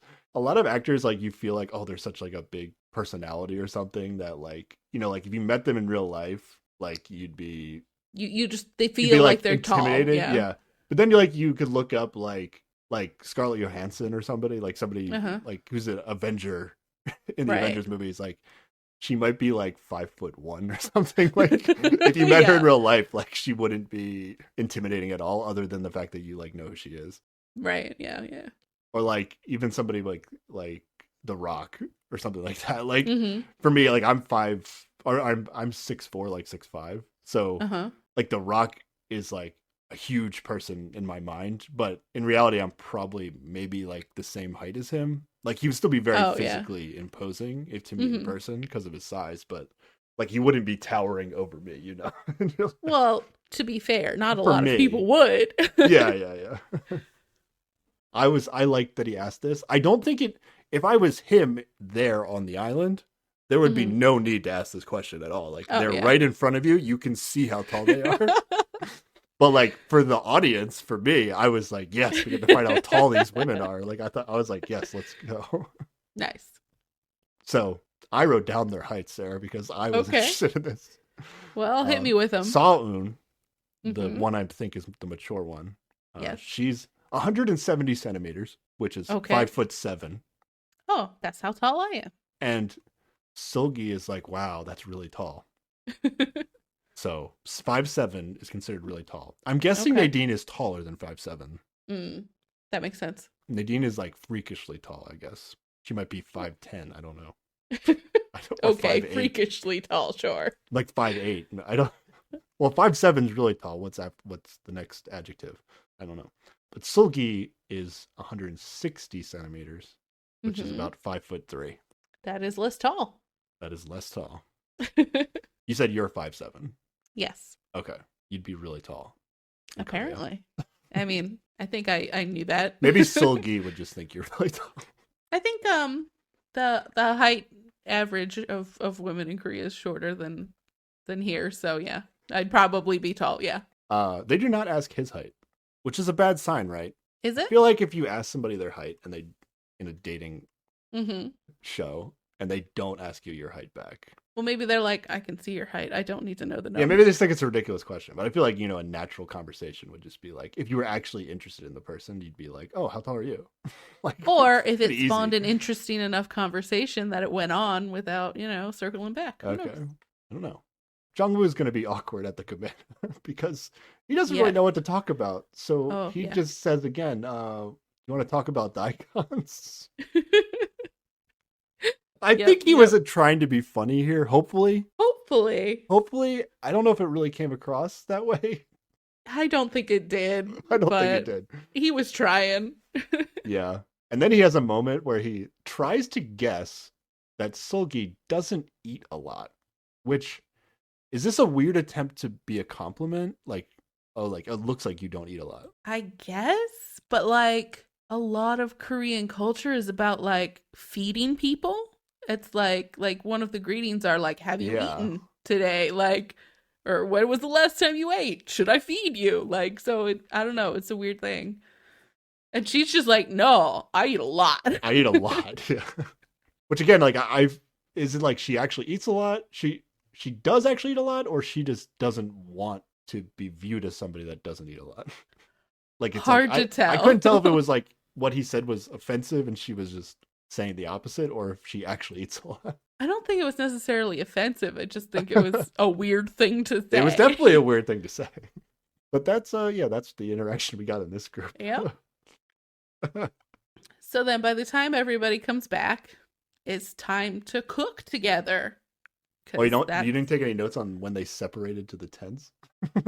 Oh no, I forgot about that part. You skipped a bunch of stuff here. I guess I just got really into watching it, I think. Okay. They separated the tents. I feel like the girls are like feeling each other out in the tents. They don't really like, they just talk like super generic real fast about the guys. They don't really say like who they like or don't like. But the guys get like right down to business and start comparing notes. They're like, okay, so who were you with on the walk again? And what did you think of her? But again, they don't actually share which one they like. Like they're still just like, if somebody directly asks like, oh, well, who do you like? They're just like, I don't know that I want to say that. They gave a little bit of away. A little bit. Okay, so I wrote down stuff we find out in the guys' tent. We find out that Hanbin likes to cook. He shares this information. Yes, he does like to cook. They're not going to starve. Mm-hmm. But historically, that has not gone well romance-wise on this show. If you're the guy that cooks. Well, there's very small sample size. I know, but... Dongwoo is going to tell everybody that Nadine speaks English. Mm-hmm. And this is where I think somebody says that she... Better than Korean, yeah. Yeah.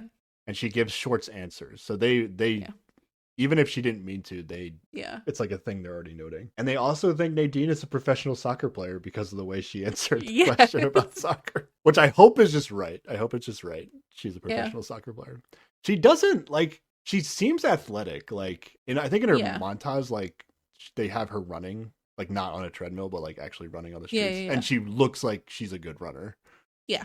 And she's really skinny, like somebody that runs a lot. But she's also tall, which, I don't know. She seems too skinny to be a soccer player, but I don't know. I think she's more into lacrosse than soccer. She is more into lacrosse, but even lacrosse, like, I would think you'd want to be bigger for lacrosse as well, because there's a lot of like, collisions in lacrosse. I don't know. I hope she's a professional athlete of some sort. She might just be like a runner. That's true. I feel like that's possible. Yoonjae, he admits that he is interested in the two girls that he does not say which one he likes more than the other, but he does say he's interested in both of them. That also feels like a non-answer, though. You know, just like, they're both. It's nice. Way more than what the women were given. That's all I gotta say. It's true. So that was So-e, the cutesy girl, and Sejun, the tan girl. All right? Yeah. Everybody's following at home, I'm sure. Yes. And then Jungwoo, Spock, gives his opinion on the two ladies he was with. Yes. And he says, this seemed not like a fair representation, but she said Sulgi doesn't hold back her words. Because she said she ate a lot, I guess. Like, I don't know. It seemed like he was like, I tried to make a joke and she didn't like it. There's like kind of the vibe I got from that comment. And then he says, Saeun is a great listener and makes good eye contact. Ooh. Wait, who liked good eye contact? That's Hanbin, right? He likes the intense eye contact. Hanbin, yeah. Hanbin was like, oh, Saeun, you say, eye contact, you say. I also thought she was a great listener because she just wasn't talking. Yeah. She was nothing to talk about. So, like, immediately, I'm like, not about this guy because he's like, extolling the virtues of a woman who didn't talk because she didn't talk. And I'm like, well, I don't know. Well, he at least tried to say a nice thing. But I interpreted it as, oh, she didn't talk much. But he at least tried to be like, oh, she's a good listener. Instead of being like, she doesn't talk very much. I guess. And then, Sarah, we skipped over this too. We get all of everybody's confessional on their first impressions. You skipped over this part. Wow, I did. I just totally got into the show and missed writing All right, notes. this is the spicy part, right? This is when we start getting feelings. Ready? Yes, All right, yes. Zoe, the cutesy girl, she likes Yunjae because he has a nice scent. Oh, that's right. She was sitting next to him in the beginning, and she Yes. could smell his nice cologne. And then Sejun also likes Yunjae because he was taking care of her when she got a splinter. And that's what she wants. So we got 2 girls on Yunjae already. Yes. And then Nadine likes Dongwoo because he asked her questions. Yeah, he was being attentive to her, yeah. Yeah. But Dongwoo likes Sejun because she caught his eye and she looks healthy and attractive. Yeah, she's hot. So he did not go with Nadine for this part. Yes. And then Hanbin likes Saoun because he said wow when she walked over the hill. Is the reason I wrote. I don't know what he actually said. Also hot. Just yeah. Wow. And then Saoun likes Jungwoo because he talked and seemed comfortable. But she just listened, apparently. And Solgi also likes Jungwoo because he talked to her. Yeah. So they both just chose the person they were stuck with. The person they were with. And then Jungwoo said he liked Solgi because she is closer to his ideal type. And he sat next to her on purpose. Oh, there you go. Which may or may not have been strategy. So there's one match, I believe, out of all the... Am I right? Maybe there's more matches. Yeah, maybe. I was just noticing that for like the women who were in pairs with a man, they both just liked the one man they got to talk to. Like that's pretty much how it worked. Oh, for the women, yeah. That's true. Yeah. And then the guys just went with, for the most part, who they thought was the hottest. Yes, pretty much what happened. Yeah, it seems that way. It kind of does seem that way. Which, I mean, day one is fair. Like, that makes sense. You've got very little time to interact with everybody else. You're just like, meh, it's hot. Okay. Yeah, they didn't get to see these video packages. If they got to see these video packages... Yeah, then they should have more interesting reasons. They could just decide who they want to group up with and the show'd be over, I think. Yep. There you go. All right, time to go to the cafeteria and make dinner, Sarah. Okay, this part I took notes on. So yeah, they have this big pile of radishes and they have like sinks, but they like dump into a bucket under the sink and it's awkward. There's no pipes. Yeah, and then they have to go get water to fill up their drinking water and like anything, like if they're going to make a soup or a stew, which they do a lot, they have to go get water from somewhere else. So I think it is Solgi, Dongwoo, and Yoonjae who go to get water. Solgi, Dongwoo, and Jungwoo. See, I always confuse those two boys. Somebody comments when they get to the cafeteria, they're like, "This is survival," which was a huge joke, considering we just watched Survivor. Exactly. Yeah, Spock is one of the water people. See, those two boys, I confuse them a lot. Let's just talk about the whole water trip right here. They like decide that as like a joke, I guess, between Dongwoo and Jungwoo that like they're gonna make Sulgi carry the water back from the water thing. And the water is like, it's almost like a little backpack with a like wooden bar, and then you have 2 buckets that balance on the bar.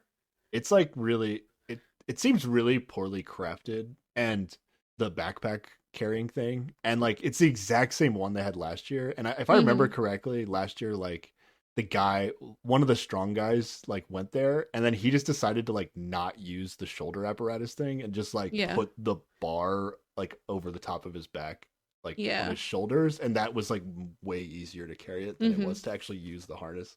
But they try to like put it on Sulgi, and she's like trying to like be like, "Oh yeah, I got this," like trying to flex a little bit, and she like stands up with it, and she's like, "Yeah, I got this," and they're like, "Okay, then you could just carry it back." And she's like, "No." I thought they were going to let go of the back because they were like kind of holding some of the weight for her. I thought they were going to let go of it and she was just going to fall backwards.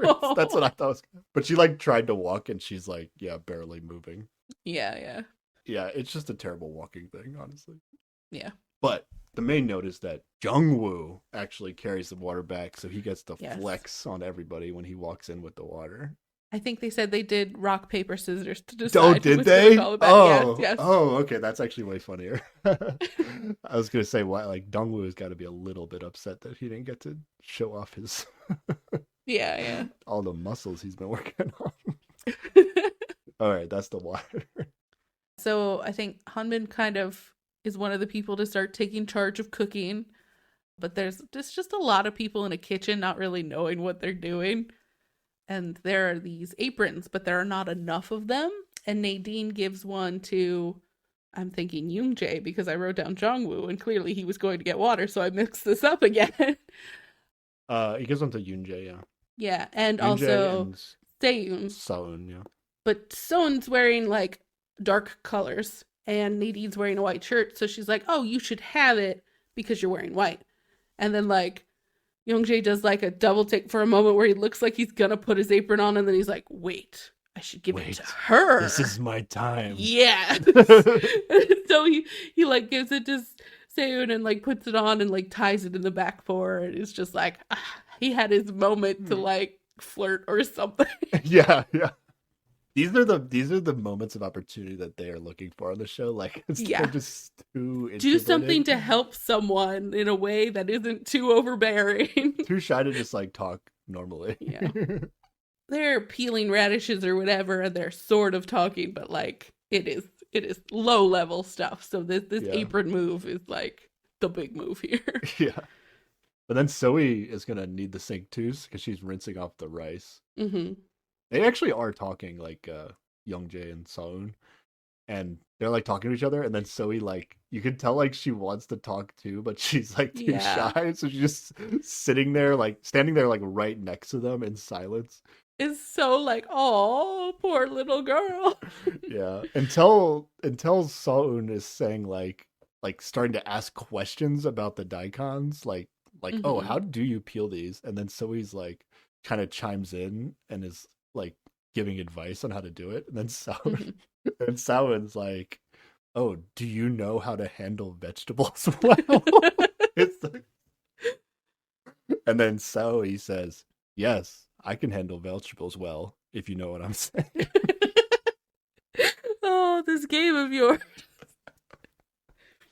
Great moment. So I think they actually end up switching jobs at some point. No, they don't. They were like, oh, maybe we should switch. She's like, I'm better at peeling fruit or something.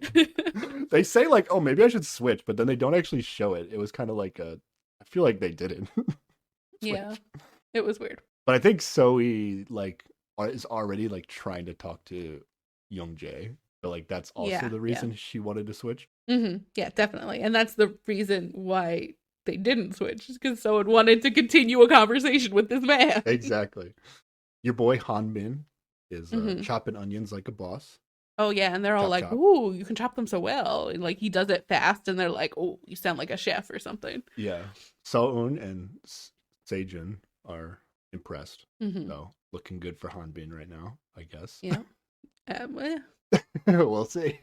And then Nadine and Zoe are gonna go make the fire. This was like a whole thing last season, if I remember. Like they have these like little like fire burning stove things to cook stuff. Yeah. It's weird. It's not something I'm totally familiar with. And like I remember one guy last year like burnt his hand on the first day. Like he did. Because he but it wasn't because of the fires. He just like shoved his hand on a hot steaming thing for some reason. Yeah. Not used to cooking or cooking outside, I'm not sure. Yeah. But yeah, they have to like it's little wood stoves in these like big under these big like cauldrons or something. It's very outdoor cooking. It seems very old schooly, but I don't know if it's more normal. I don't know. In Korean, maybe like camping sites, they have these things. I'm not sure. I'm not sure either. But Yoonji basically has to come over and save them because they're not able to get the thing started. And they essentially just have like an air can blowtorch thing, like something. Yeah. It's like it seems like it should be very easy to start any fire with this blowtorch. They essentially have like almost like a little flamethrower. So again, after watching Survivor, this was very easy life here. Mm-hmm. But he gets it started, and then Zoe gives I wrote this in, gives Yoonjae like a little poke in his side. And she's like, "You're the best." She's trying to flirt. God damn She it. is. I think she's actually doing more than like anybody else Mm. is already. But she's like, I guess I don't know. I don't know if it's because she's like the cutesier girl. Like it comes Mm-hmm. across like way more timid. Oh yeah. But I feel like she's doing more than some of the other girls are. Yeah. Yeah, they have to like empty the sink, the drain water. This is all about Zoe and Yunjae for this whole scene Yeah, for me. yeah, pretty much. Because and then Yunjae's like, "Oh, no big deal. I'll just empty it." And everybody's like, "Are you sure?" And I'm just to me, I'm just like, "Well, what else are you gonna do? You have to empty it." So he just like picks it up and empties it, and then Zoe is just like watching him from afar the whole time. But like he goes around behind the building and she's just like clutching the corner of it and like peeking around. It's not just like a stare from like she's actively moving to watch him. Yeah. She's very engaged in whatever he's doing. And then I wrote down, I guess they're flirting a little bit, but it's hard Maybe. to tell. Yeah, it is hard to tell. It's very hard to tell. And then, things get really spicy, Sarah. You ready for this? Oh yeah. Sejun, they're done. They're done making the daikon, the Mhm. radishes, and they put the spices on it. It's ready to go, pretty much. Yeah. And Sejun actually feeds some of the daikon directly into Yunjae's mouth. Yes. Which I've been told is a very big deal in Korean culture. It's at least some of a deal, yeah. This prompts the sexy time music to come on the TV show. Yes. But not to be outdone, Sarah. Mm-hmm. I don't know if Nadine saw this or not, but Nadine gets an opportunity to feed daikon to Dongwoo, and she does not pass it up. Of course not. Except it's for her, she's using like chopsticks. So Yeah. Is it a little less sexy time music? I don't know. Yeah, I think it's a little less, but still. I think it's still it's always a good thing when you're feeding someone on this show. Yeah. I think when they go to paradise, like this was a big thing in season 1, like if they like got to feed the other person food. Yeah. It was like, oh, like this is serious. Yeah, pretty much. Yeah. Yeah, that's basically all I got. That's all I got from dinner, basically. Well, there is a lot of Dongwoo still like paying attention to Nadine, and even though she's not, given long answers, she did feed him, so that's something. There's also Jungwoo makes a pancake, and I forget who it is, but somebody's talking about how like good his pancakes are, and like it matches his shirt, and there's some pancake based flirting that happens. There's some sort of like daikon based pancake. I didn't really. I think it's a scallion pancake. Oh, okay. Okay, did you actually see Jungwoo make this pancake? This is a big thing. I don't think I did. But yeah, like maybe I saw him get it off of the skillet thing, but I just don't know if he actually made this pancake. We can get. I mean, he must have because he gets credit for it during. Well, that's okay. We'll talk about it. I got some conspiracy theories on this. Oh, okay. I wasn't anticipating this one. I will say though, this dinner looks delicious. Oh yeah, they're always complaining about, they only get to go to paradise to have good food, but like they make fucking good food. It looks great. Like, camp all the time. I think they're like, they didn't really harp on it. These people didn't this season. Mm-hmm. The last season they were like, oh no animal carcass. Oh yeah, they're always like, there's no protein, or protein. they're looking for meat. Yeah. What do you mean? No dead animals? Okay. Yeah. Oh, also, this seems like it wouldn't matter, but based on last season, it might matter. Seoun likes Youngwoo's sweater color. Yes. Well, particularly because she mentions it matches his pancake or goes with his pancake or oh, really? something That's like what you that. said? Yeah, that's like she's using it as a like talk about pancake because we're eating it. I can do that. Okay, now flirting. Like you would think that this would be a nothing comment, but that one of the characters or one of the contestants last season, his entire story arc was based on his recognition of another person's clothing color. So Yep. this could be a big deal. This could be it. This could be it. This could be what brings them together. Seoun is all about Jungwoo's sweater color. I think we go back to the tents for a little bit after dinner. Yes. All I wrote is that the girls seemed to be surprised by how serious Hanbin was. while he was cooking because he was so full of energy and I guess a little sillier. But then once he started cooking, it was all business. All business, yeah. Focusing on that food. But yeah, they continue to not openly say if they like anyone or not. Yeah. All right, it's postcards time, Sarah. Okay. Are you ready? So we should explain how the postcards work. AKA heart signals. Yeah, it is kind of like heart signals. It is exactly like heart signals. Except in heart signals, they just send each other texts. That's true. But the postcards in season 1 only ever happened the first night, correct? I don't think they ever came up again. They only use them in once, I think. Okay. It's just for the first night. It means nothing. It's just like you get a chance to basically just tell one person anonymously a secret message. Yeah, you can write whatever on this postcard, but you can't say your name. Yeah. And then you just go and put it in your mailbox, and then we have a tense several minutes while everybody goes out individually to check if they got any postcards, and then they don't tell each other if they've gotten any postcards. Yeah. This is so weirdly for me, like very suspenseful and entertaining to just watch them like go to the mailboxes and see how many postcards they got. And like, what if they don't get a postcard and then they have to come back and pretend that they did and that they're not sad about not getting a postcard? It's very good. I actually think that they're not allowed to tell people like how many postcards they got, right? Yeah. I don't think they are. That's correct. Because it's ridiculous the lengths they go to pretend that they got or didn't get postcards. Yeah. And you're only allowed to send one postcard. So basically, because there are 5 women and 4 guys, one woman is guaranteed to not get any postcards. But like really, one woman could get all of the postcards. Like there's nothing stopping them. Yeah, there's nothing stopping that either. Let's get through this. I love this. This is when I watched this show the first time. Mm-hmm. This is also what they did at the end of the first episode. And then they leave it on a cliffhanger and they do the similar thing on this season as well. And on the cliffhanger last season, I was like, I have to know. Like, I didn't want to watch another full episode because I was like trying to go to sleep, but I had to watch like the first 5-10 minutes of the next episode just to see who the postcards were for. Absolutely. Yes. All right. Are you ready? I am very ready.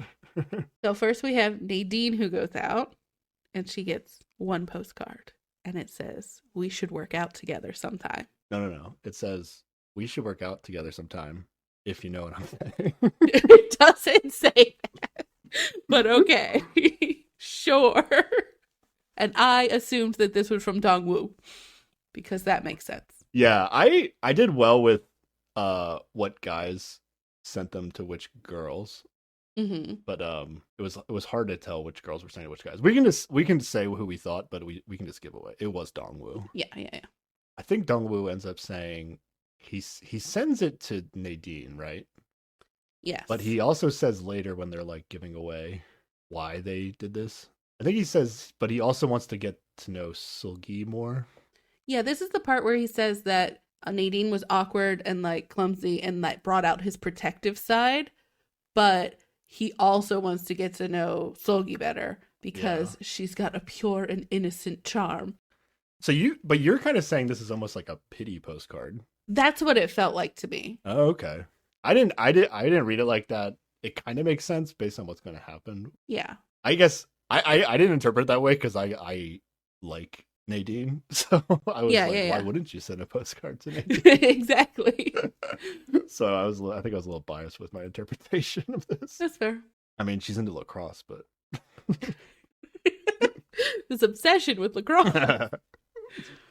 So Nadine gets a postcard. The move last season, Sarah, was if you didn't get a postcard or like something didn't go your way with like Paradise or how something worked out, when you had to do like the walk of shame back into the tent, with all the other girls or guys, as when you come in, you'd be like, "Oh, it's so cold outside." Like you make some comment about the weather, exactly. But Nadine, having gotten a postcard, walks into the tent and is like, "Oh, it's not as cold outside as I thought it would be." I mean, I guess if cold means you didn't get it, maybe then not cold means you did, I guess. Maybe that's the meta of the comments. But she makes a comment about the weather, and then she doesn't really look that happy and then she sits down in her bed, and then like after a few seconds she like can't help herself, and then she just smiles and she's like, this is fun. Which is a dead giveaway that she definitely got something. Or is she just really good at pretending like she got something? I don't know. I don't think so. Well, we know the answers. But I mean, still, I don't think she'd be good at pretending. All right. This is fun. Let's keep going. Taun is next. Taun got one that said, I love how you chop onions. If you know what I'm saying. I'm not sure if I know what you're saying. I graded whether or not these were good notes based on if you could add if you know what I'm saying. If you know what I'm saying on the end makes it spicier. Chop onions is okay. Well, this was from Hanbin. I think this, like, because Hanbin was the cook and he was chopping onions, he was like almost like telling her, hey, I'm the onion man. It was me. Yeah. The game strategy of this is kind of to like make a note that like makes it obvious that it's you without saying it's you, right? Yeah, because you're not allowed to say it's you, but you want them to know that you're interested so that way they'll pick you the next day when it comes to picking someone to go to paradise with. And some people try to make it more of a riddle than others, which doesn't seem fair. Not useful at all. I think this is good enough that she probably knows it's Hanbin. Just because who else would be making a comment about chopping onions? Yeah. And his reasonings behind sending it to her was that they made dinner together and she laughed a lot. So that's all he needed. That seems good. Yeah. All makes sense. All right, next is Sulgi. She also gets one postcard, and then her says, "Your beautiful smile lights up your eyes." If you know what I'm saying. It doesn't work. Okay. It doesn't work. Honestly, this is bad. This is a bad note. I did not know who this was at all because I figured out once I got the fourth one by process of elimination. But Jungwoo not playing the good strategy game. No. This is why I don't think he intentionally sat next to Sulgi, even though he claims to have later. Well, when he says why he picks her, he's like, she is his ideal type, and he wants to get to know her better. Yeah, but I don't think it was like strategic that he sat next to her so that he would like be in her group, you know? Because he doesn't even put a note in that makes it obvious. Yeah, because he struggled so much when they were hanging out. His note should have been like, "Are you sure you don't want to talk about daikons?" That's what his note should have been. But maybe that like doubled down on the joke that didn't work the first time. Or like asked about her height again or something, you know, like that's something they talked about earlier. Yeah. I think Sulgi actually thinks that this note is from Dongwoo. I think she says that. Yeah. Yeah. Later on. Bad note from Jungwoo. Gotta get better at this. Or not. This is the only time it happens the whole season. Epic fail. Like, it's honestly like not that hard. Yeah. Because, okay. If you connected with them at all during the day, like there should be something you can put in this note. Yeah. Sejun is next. And she's going to get one as well. And hers says, the shredded daikon was great. Yes. If you know what I'm saying, a little bit. Because I guess. The person is Youngjae is clearly referencing the moment, which is probably still he's thinking about because it was a big deal to him. The spiciest moment. She fed him the daikon directly into his mouth. Yes.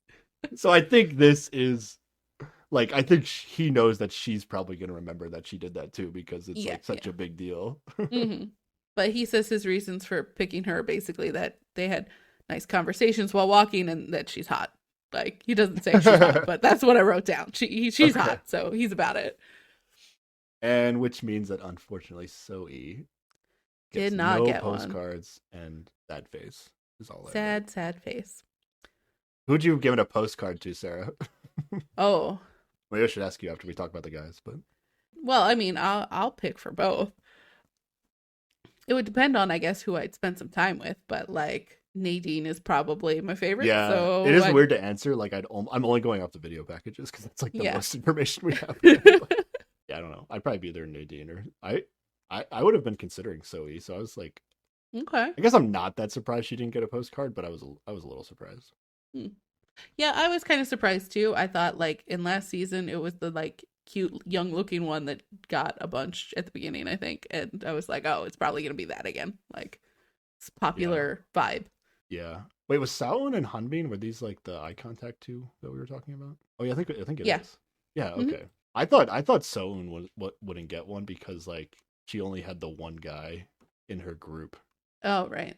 And that's what I thought was going to happen. But maybe the comment about the eye contact made its way to Hanbin. Yeah. And then he was like, what did we do? We chopped onions together. Yeah. I'm ready to think about that. Okay. Yeah. And then we go to the guys. And Hanbin's going to go first. And poor boy did not get any postcards. That feels bad. There were 5 women. Mm-hmm. And you got 0. That's a big sad feels. But he walks back into the tent and he's like, I swept all the votes.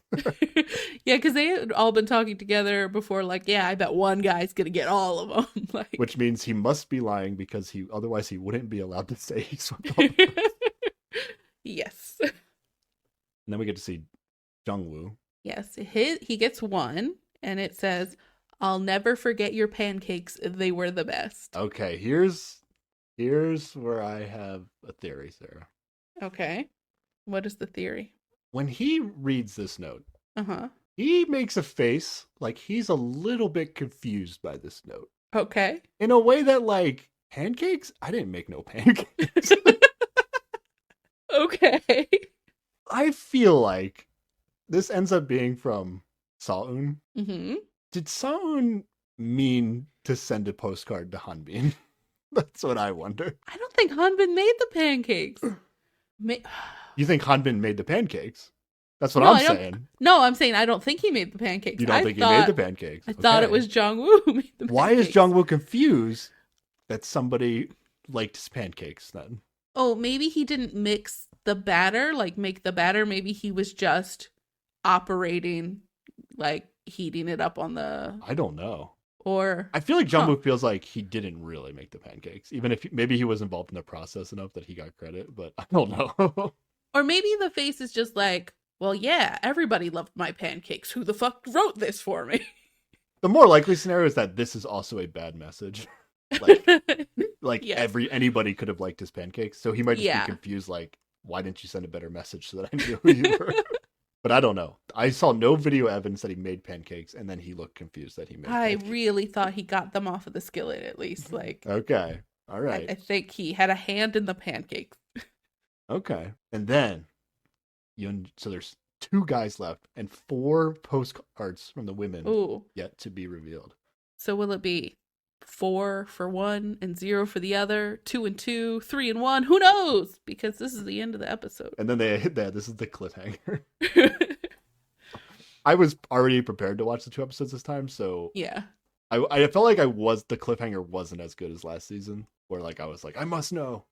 But I just watched it right away anyway. But episode 2, here we go. Yeah. Yoonjae is gonna go first, and he got 2 postcards. 2 postcards. That's gotta feel good. Yeah, honestly. It's gotta feel good. You walk in there, you get more than 1 postcard. Yeah, you knew you had a good day. And so the first one said, "Thank you for taking good care of me. Enjoy the rest of your day." And the other one said, "Thanks for taking out my splinter." So I read the first one and thought it was Sojun, but the second one's clearly her. So I don't know who else he took care of. Yes. I didn't until they showed the flashback, and it was just it was the fire making thing. Oh, right. Which felt like it wasn't a big deal, but like he did kind of like Soe was struggling with it, and then he came over and did it. And it makes sense that Soe would have sent it to Yoonjae, so it made sense like once I watched it back. But I was confused. Yeah, the stronger taking care of moment is the splinter. Yeah, this is like the splinter comment is like so blatantly giving away who it is that it's like that's how you should play this. Yeah, like that's I guess I don't know if like they write some notes and then production's like, no, that's too obvious, but like somehow this was okay.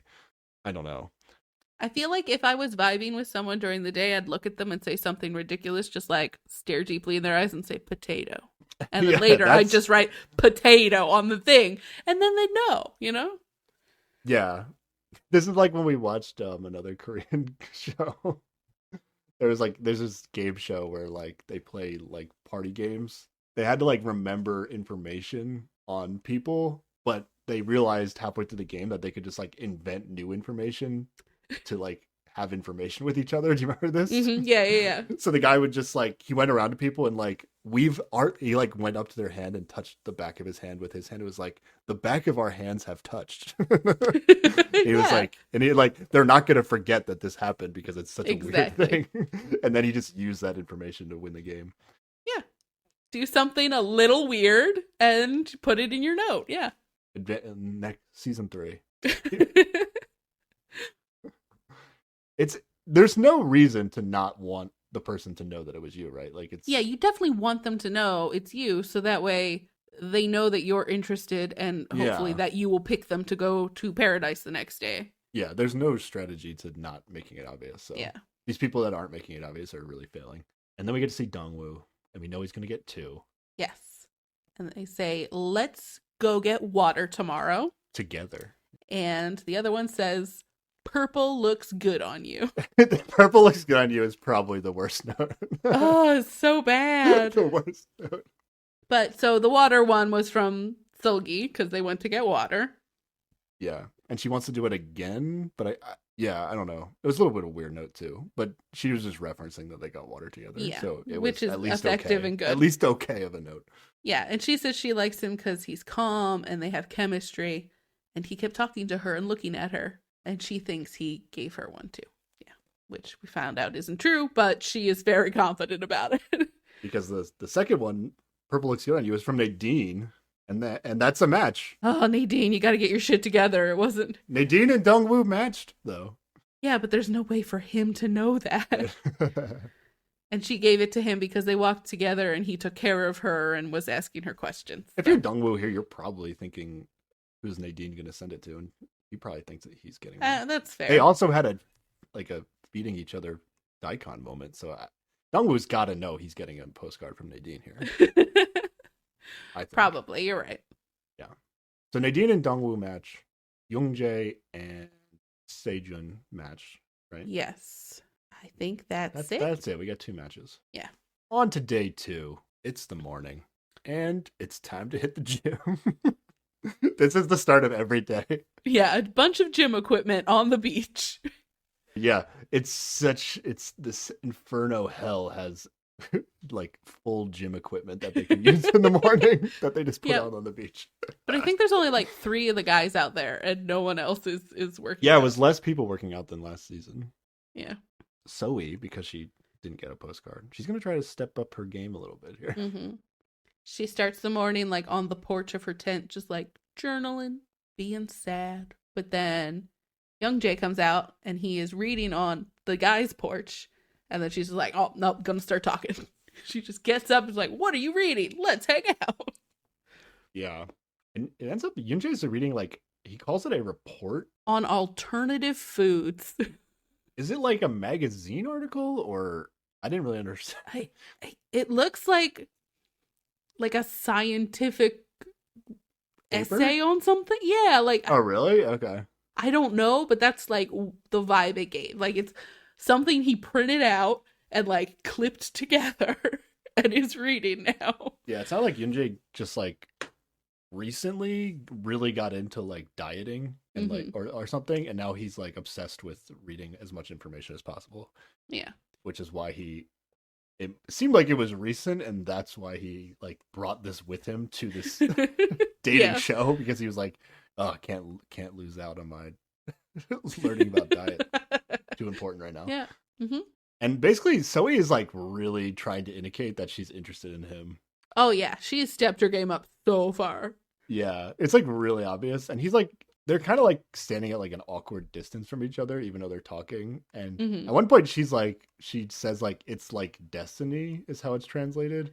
Yes. Which the announcer people have a very big reaction to. It also like it didn't like, I feel like a lot of people say this sometimes, but like the way that she brought it up seemed very unnatural, right?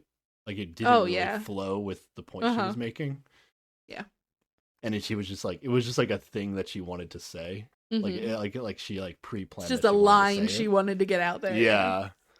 I don't know. I felt like Yoonjae felt like he was a little standoffish. Like he was very nice to her and they talked for a while, but I think over time, though, they get a little closer, and they do have like a cute moment where they're talking about each other's heights. Yes, And height conversation. yeah. But she Gotta asks like him it. how tall he is, and she's like, "Oh, you should give me some of yours because I'm so short." And he like does a little thing like he's Oh, thinking hard, and he's like, "It's on the way." And it's no, cute. that was. I mean, it was. I thought it was awkward as hell. Actually, you thought it was cute. Really? I I thought they don't were being know. I thought it cute. was so awkward. I don't know. Even when they were sitting near each other, like they weren't. I don't know. It felt like an awkward distance. That was the vibe I got from it. I felt like it started awkward and warmed up a little Did bit. you write down their heights though? No, because they don't care as much as you apparently do. Let's go. Okay, so Okay. Zoe is 158 centimeters, which is 5'2". Okay. So far, the short. I think she's the shortest. Yeah. They didn't ask each other height. They were like, "Oh, guess my height." Oh, yeah. Dude, he like got it exactly to the right centimeter. I think both of them did, didn't they? Well, I think she was a little off. I don't know Okay. if he guessed it exactly right, or if she was just like, "Oh yeah, you're right." Like she just wanted Oh, to make that's it true. like, "Oh, you guessed it perfectly." But she guessed that he was 185 centimeters, which Hmm. he was like, "Yeah, that's about right. 185, 186, 187." So it was somewhere in there. It seemed Yeah, like he yeah. maybe didn't know his exact height. It wasn't important Mm, to him. But it's about 6'1". So there's pretty okay. almost a foot height difference Yeah, between them. that's a big difference. All right. Time for So then breakfast. it's breakfast time, yeah. And look what hell is this, Sarah? Oh my god. They have orange juice. All they have for breakfast is milk, orange juice, rolls, and cereal. God. Oh, Jesus. how could anyone What survive in these what horrible hell conditions? is Oh this? my gosh. I do like that all these bros who were just working out though come up and like chug the orange juice. It's a Yeah. funny moment. With Nadine though, because Nadine like shows up without the girls, like right as the Hmm. guys are about to like toast, and she gets to like do the toast with the four guys by herself. Yeah. And then I was a little confused about how this played out. It was like, was Nadine there before the girls because like she didn't put on makeup, but everybody else did, and that's why the other girls were late, or like? But then I was like looking at Nadine, I was like, I'm pretty sure she has makeup on too. Yeah. She just either got up earlier or like was quicker. Yeah, I don't know. It did seem weird that she walked over. Like maybe she's. I feel like it indicated some sort of like maybe awkwardness between her and the rest of the girls. Maybe she's just taking charge. She wants to go, get to know I people and Yeah, I didn't feel like that was it. I think it might also be like these things always get awkward like in the girls' tent or in the guys' tent because they're all like hanging out like they're supposed to be friends, but they're competing with each other. Yeah. And so, I just thought it was more of an indication, like, oh, like the fact that maybe her Korean isn't as good mm, as there. Like, I thought there may be yeah. like a divide between Nadine and some of the other people because, or Nadine just feels awkward, so she just like Yeah. Yeah. left. That might Or be it. like all the other girls, like maybe were doing their morning process together, and then Nadine left. Hmm. Which I feel like didn't happen last season. That's all I'm saying. Yeah. And then I thought this was funny too when all the other girls do come over. Uh huh. Like they're like, "Oh, hey guys, what's up?" And then Nadine like was like getting something behind the counter, so then she just like pops up out of nowhere, like I'm like already as if like here. she was like hanging out with the guys for like by herself for a while or something. Yeah. It It was seemed fun. like she was hiding, yeah. And then like Solgi is like really self-conscious about her makeup. That's Hmm. one of the big things in this conversation, this Yes. breakfast. And then so much so that like Dongwoo was like, "Oh, I saw you earlier," like during the wake up process of the day. Like she was on the way to the bathroom or something. She was like, "And you recognized me without makeup on? Like, I'm a totally different person without makeup on. How would you have recognized me?" And she like said she was hiding her face and going fast, and that's because she didn't have makeup on, Yeah. and she didn't want anyone to see her. And he's just like, "I bet you don't look any different without makeup on." And it's like, okay, there's some flirting attempting happening here. Yeah. Like gross flirting in my silly flirting. It's Not, weird, yeah. not yeah, too weird for me. Hanbin and Balun are peeling apples together. Yes. Apparently, a bunch of people are left-handed. Yep. This was really weird. And Dong was like, "Oh, lefties, they're like the artist type people." And then Jungwoo, not to be outdone, because I think Sulgi, or is it Saun? I think it's Sulgi is said she was left-handed. Yeah, that's why Then Dongwoo's Dongwoo like, was oh, like, they're the "Oh, artist you're type. creative," or And then like Seolgi like perks up. She's like, yeah, like as if like maybe her profession has to do with art or yeah, something. And then like, Jungwoo's like, oh, and they have a good sense. Like he's like trying to one up Dongwoo. That's how yeah, I yeah. took it as. And then she's like, yeah, that's right too. I do have a good sense. She agrees with both of them and is very impressed by their Yes. knowledge of lefties. And then Jungwoo is sitting on the side where he can face the ocean, and most of the girls, including Sejong, or I think it's Sejong, is sitting the opposite direction, so can't see the ocean. And he's just like, "Oh, the view is so nice, but you can't see it because you're facing the wrong way." And then Sejong just is like, "Well, I'm a nice view too, right?" And then everyone applauds her. Like, I don't know what is up with this season and people just applauding people, but they all clapped for her. Yeah. That was like a laugh and then like clapping with your laugh. Yeah. That was a good. I mean, it was ridiculous. But yeah, it's like but it's funny, but like, and it's fun. I don't know. For some reason, the way I interpret it, the way she's saying it is like she does it too many times for it to be a joke. You know, like she's just confident. Yeah, she is, but like I don't know, it's not working for me. But then she does this thing where she's like, they're talking about food or whatever, and she's like, "I want to go to paradise and eat good food," and she looks like directly at Jungwoo when she says it, just like in the face, just like, "Hey, you, I want to go eat food at paradise." Yeah, she might as well just be asking him to go to paradise right here. Yeah, and this is I feel like they're not allowed to like blatantly just ask somebody if they want to go to paradise. Yeah, they're not. But I don't know why that would be against the rules. Like, I don't know. Because if you decide ahead of time, like, yeah, I'm going to pick you and you're going to pick me, right? It breaks their whole tension that comes up when they, but send people off. The best case scenario is like a guy, like let's say one of the guys agrees with two of the girls that they'll pick to go to paradise together, and now like the guy has like straight up has to choose which one to lie to and which one to like. I mean, maybe nobody would make that mistake, but like, yeah, maybe you're more likely to have confusion if you're not allowed to directly ask. But the way that people talk to each other on the show, like they might as well just be asking them like, "Hey, do you want to pick each other to go to paradise?" Yeah, but I guess I don't think it's allowed. So, but like she is saying that right here, right? Like she's not. You would think it's. You could make the mistake of not realizing that's what she's saying, but I feel like that's what she's saying, you know? Yeah. Because when we get to it, she's going to end up, like, that's her choice, right? This Young Jae, right? Yeah, I realized I said the other boy who I always could Jungwoo, but it's Young Jae, yes. Young Jae, yeah. She's going to pick Young Jae, the person she's basically like she doesn't say it, but she basically is like, "Don't you want to go to paradise with me? I'm such a great view." Yes, yes. Other big note is that they all agree to speak informally to each other, because I guess before now they were not. Yeah, that's a thing in the Korean language where you only speak informally when you're comfortable enough with people or when you're older than them, and because they don't know who's older or whatever, they all just agree to it, and it implies a level of closeness. Yeah.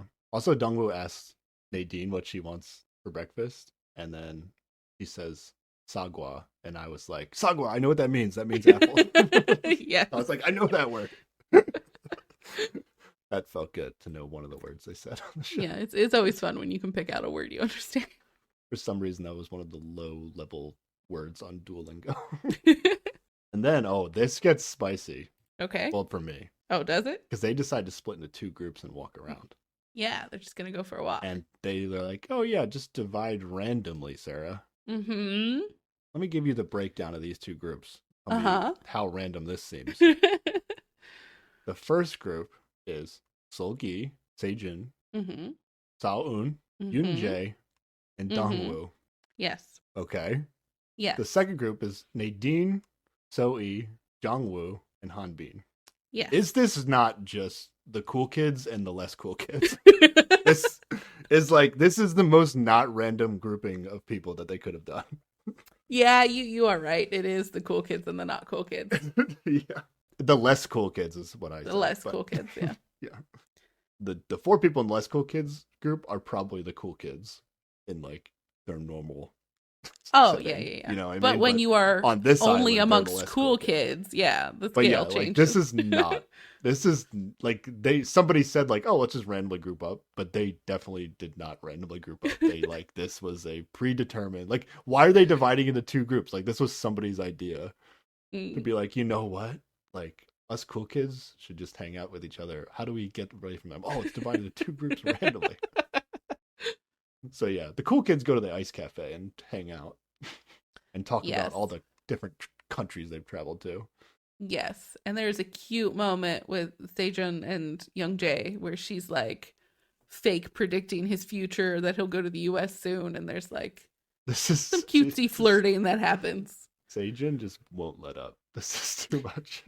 She knows what she wants. She knows what she's about. She's going for it. It's too much for me. I can't handle this. I can't handle Sejun's like something about her. She's too outgoing for you. I don't know what it is. Yeah, she seems like the person, like if she was on The Bachelor, like she'd be like like she'd be like interrupting the person that's talking to The Bachelor, like every other girl, like trying to get more talking to. But like she wouldn't be, but like in the context of this show, that's like the equivalent of to me. Mm-hmm. Right. Yeah. And yeah, the less cool kids are gonna go hang out in the ocean. And they just throw shells in the water and nothing too exciting happens. The dynamics of the season, I feel like, are already like playing out. Mm-hmm. Yeah, let's talk about it more at the end. But yeah, this goes.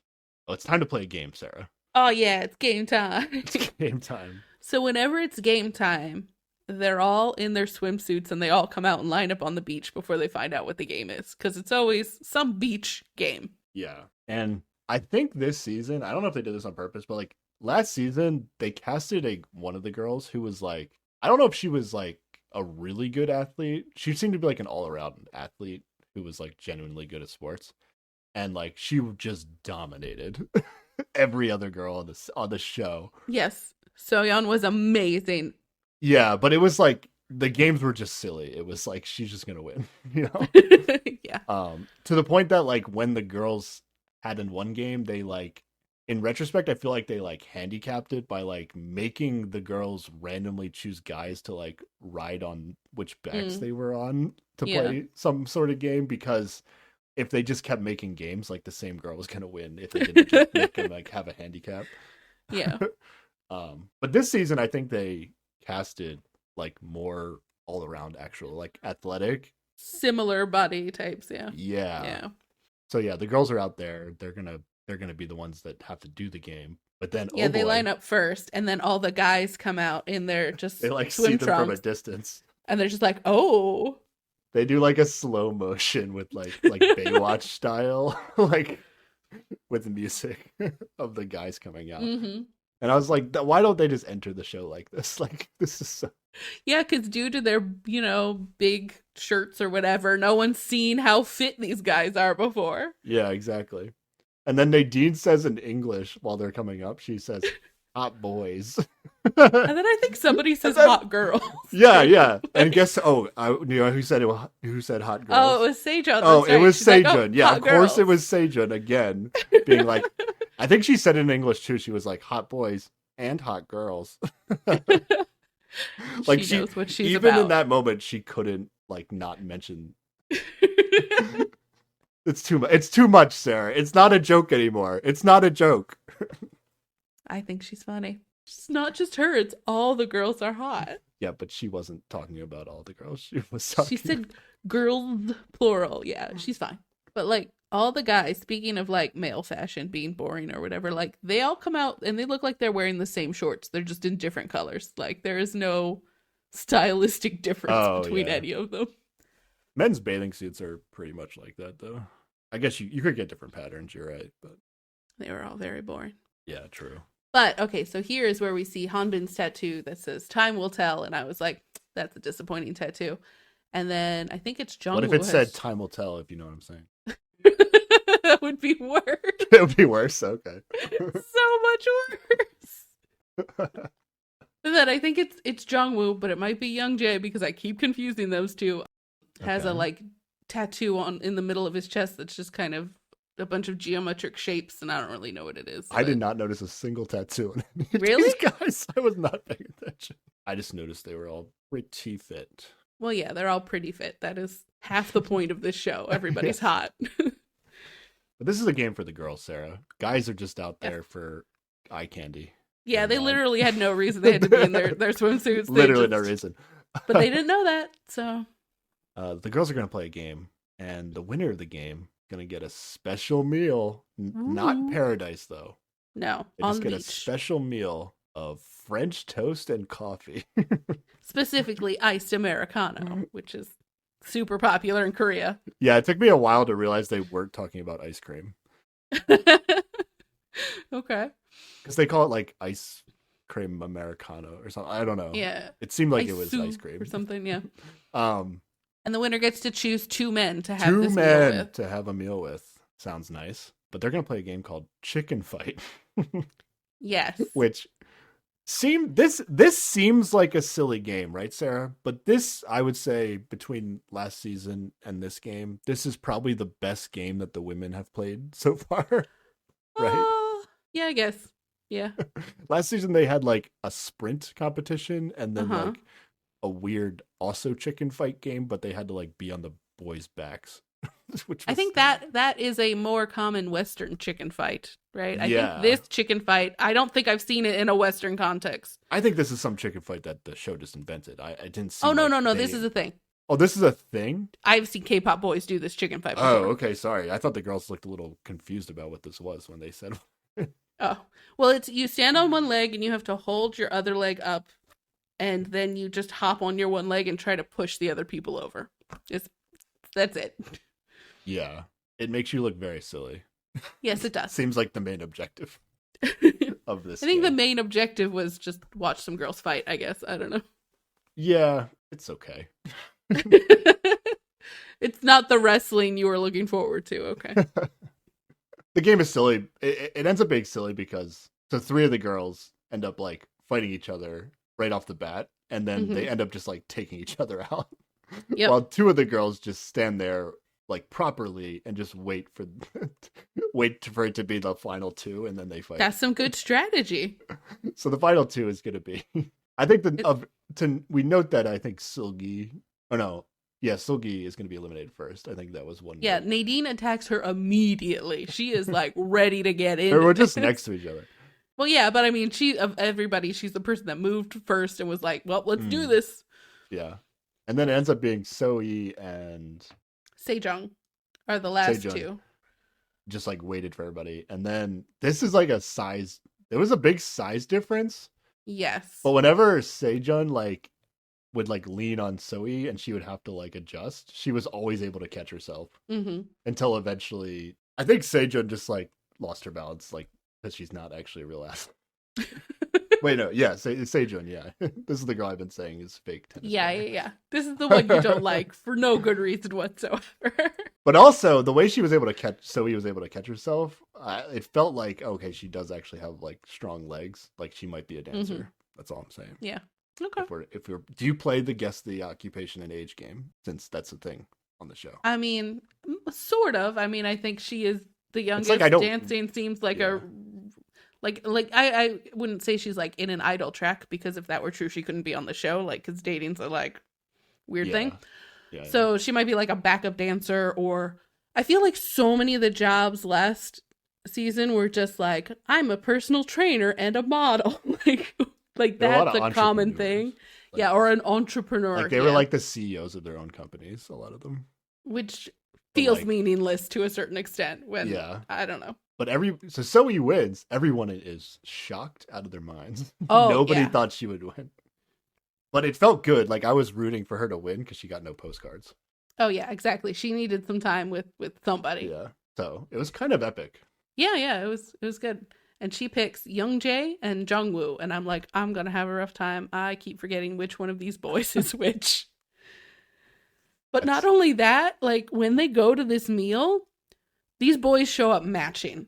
Like they're both wearing white pants and like polo shirts, and they're brightly colored polo shirts, but one of them is pink and one of them is blue. And I'm like, you're doing this to me on purpose. This is ridiculous. How did you get here with matching clothes?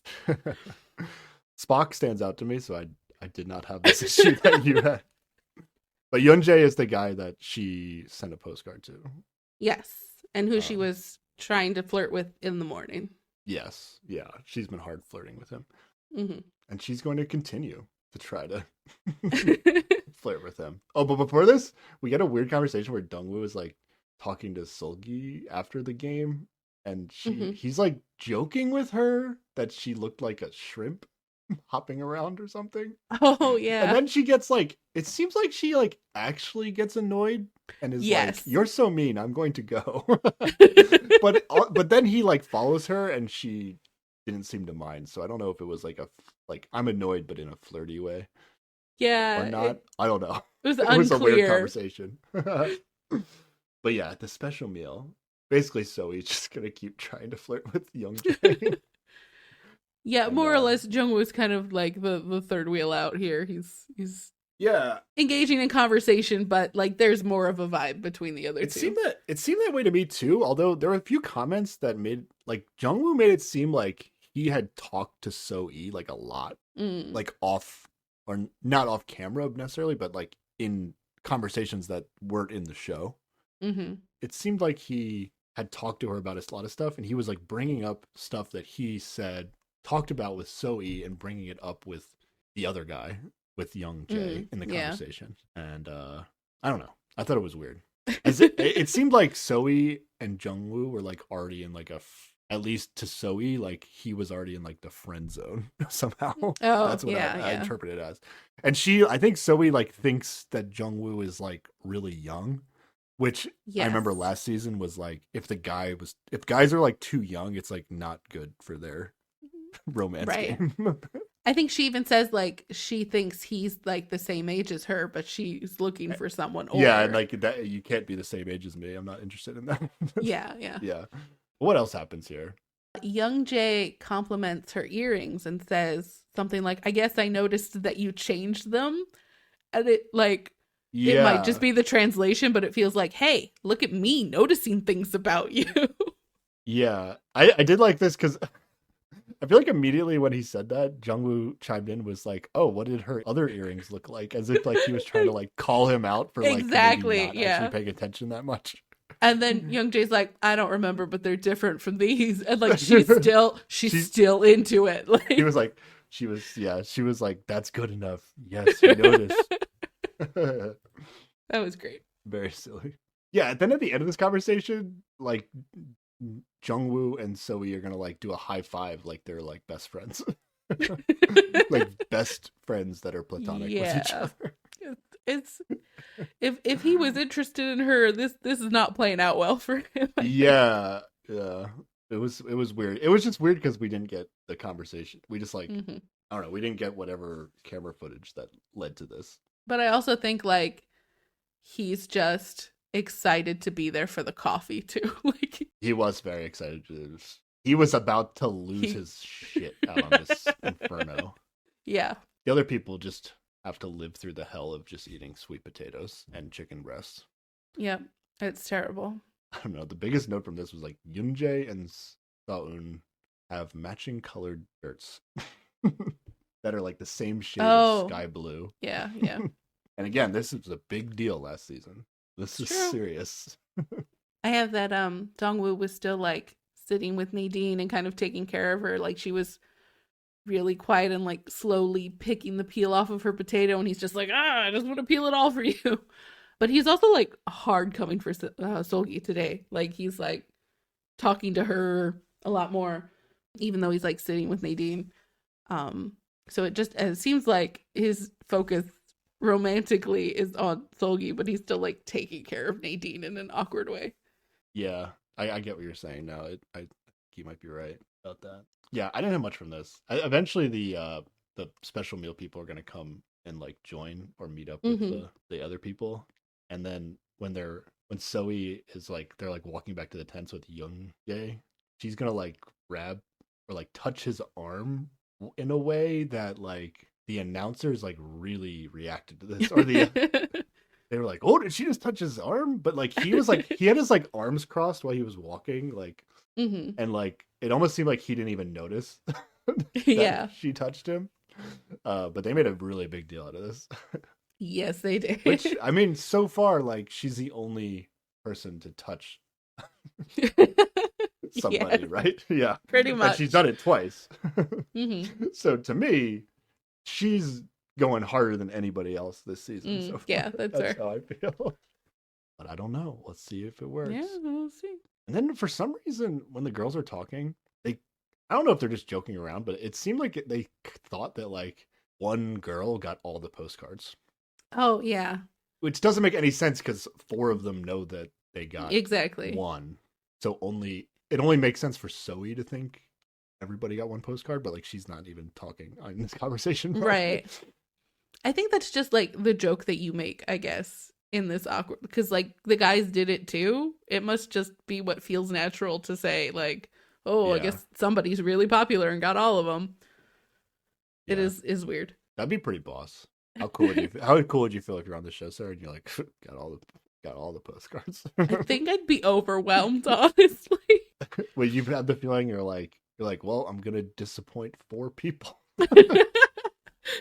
Well, unless I like already was sure that I wanted to pick somebody, like I would just be like, oh no, I have too many options. I don't know what to do. But I'm very awkward, so I don't know. Yeah. But you would be like pumped. You got all of them. You'd be like, yes, sweet. I'm the best. Why not? Why not just feel good and ride it out? Fair, I guess. Nadine is also going to be realizing that she needs to talk more. Yes. She's starting to feel self-conscious about her short answers previously with Dongwoo. So she like makes big moves and is like the most direct, the earliest on in this show that I think anybody has been so far. Yeah. She asked Dongwoo to go get water with her in the cafeteria, and she's like, I'm sorry if I seemed cold yesterday. Like, I realized that maybe I came off in a not interested in you sort of way, but that's not true. And they have like this really open conversation. Yeah. And I was impressed. Yeah. Nadine, though, like, she's not really good at like keeping eye contact, and you can tell she's like super nervous, even though she's stepping out of her comfort zone in this moment. Yeah. I think she comes across as like super shy in like a cute way. Oh yeah. But I don't really know if it's working for Dongwoo. Yeah, I would say it's probably not. Yeah. And then this weird interaction happens where like Nadine is like, the Inferno is fun, and which makes sense. Like she likes the outdoors, and like I think the same thing. I'm like, this island looks like it. Like if you're just hanging out with people that you potentially could be dating, this would be a fun experience. Like yeah. Even if paradise didn't exist, this would still be fun. And then, but then Dongwoo's like immediate, like he's like, it shouldn't be fun. You want like, and he's explaining like, you want to go to paradise? Like he like starts like explaining how the show works to Nadine. Like I think Nadine understands how the show works. She just enjoys the outdoors because this isn't hell. Yeah, and she says specifically that she doesn't want to go to paradise just for the sake of going. Like she wants to actually go with someone she wants to get to know. And he like asks her if she's ever like interested in more than one person at a time, because he is. Yeah. And she's just like, no, I just want to get to know one person at a time. And that I'm not interested in like playing the field. And it's so weird. Like they're clearly on different pages entirely. She's like speaking in riddles, but really not speaking in riddles. I don't think she's speaking in riddles at all. So for context though, this is like, this is moments before they're about to like go pack up and get ready to like choose who they are gonna pick to try to match up with for paradise. And she's essentially telling Dongwoo that I'm picking you to go to paradise. Yeah, that's at least, if I was on the show, I think it would be obvious. Oh yeah, she's saying if I want to go, it's because I want to go with a person I want to get to know better. She's not saying I want to go with you because she can't, but like, yeah, she is. Yeah. All signals are, hey, pick me, I will pick you. Yeah. I think Dongwoo understands what she's saying. Now, I don't know what you're supposed to do if you're Dongwoo in this spot, because like what we're saying is going to end up being true. Like Dongwoo is more interested in Seulgi, so that's who he's going to end up picking. Yeah. But I don't know, like, what's the ethical thing to do here if you're Dongwoo? Because like to me, like this is dirtier to me than what you complained about last season. I complained about a lot of things last season. like what you complained about it later in the season. They got the opportunity to like choose who they want to go with Paradise with, and that like person Mm-hmm. Didn't didn't. have to pick them back. They couldn't. I mean, I guess they could say no, but like they didn't have to match back. So if somebody Yeah. picked you, it was like, okay, might as well go.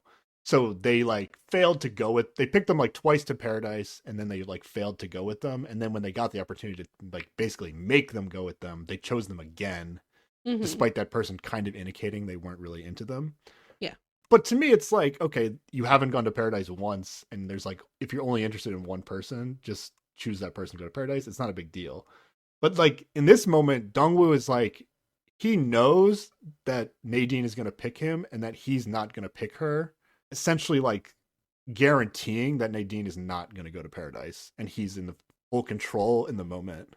He even says like we'll be able to talk more in Paradise, which like Yeah, seems like an indication that he's gonna pick her. I don't know. I think this is dirty. Yeah, I think this is a shitty move. But I also think like maybe she's coming on stronger than he's ready for, right? Because she's all about like, I just want to go with one person and get to know them and whatever. And he's like, I want to meet all the hot ladies. So Yeah, he should have just been like, I'll pick you later. Or like just yeah, something more like less than we'll be able to talk more in Paradise, because that sucks. yeah. It ends up not really making a difference because no, none of the guys are going to pick Nadine anyway. So Right. she wouldn't have matched with any guy she picked. But she would have at least like But been prepared for what was it going could to have gave happen. her a chance to maybe quickly talk to a different guy who Yeah. felt, and then maybe that guy felt like no other girl was gonna pick him anyway, so that Hmm. they could have like talked in riddles and then figured out that they should pick each other, which is Yeah. kind of gonna happen in a second with two other people.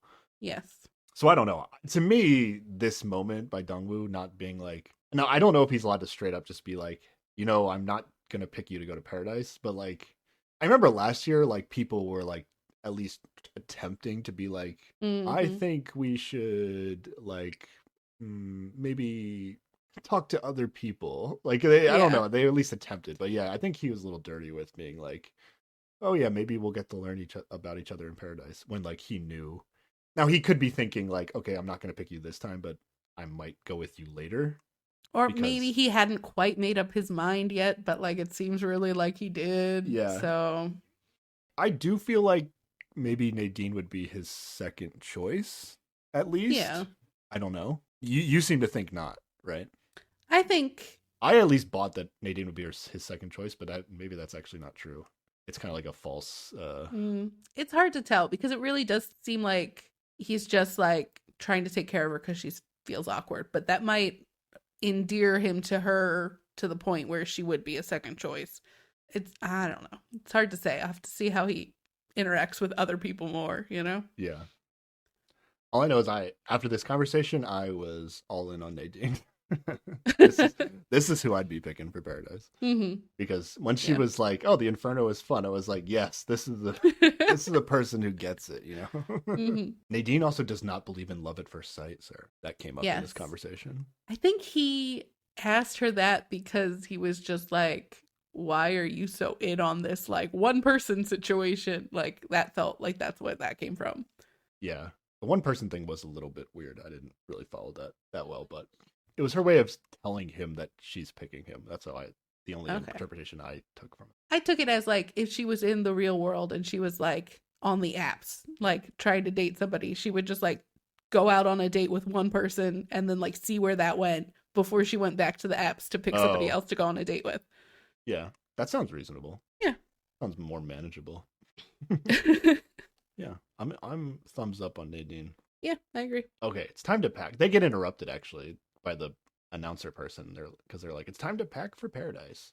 But we do get a little, yeah, I don't know why we have time for this, but Somehow, yeah, Yun Jae and Daeun are like able to talk. I guess they finished packing like faster than everybody, and they just mm, got. I think they were like the first two to be done packing, and they just got to talk like while they were waiting for everybody else. It seemed like, yeah. and they essentially also speak in riddles to each other, but Yeah. are essentially saying to each other that like, hey, if you were gonna pick me, for Paradise, I would totally pick you as well.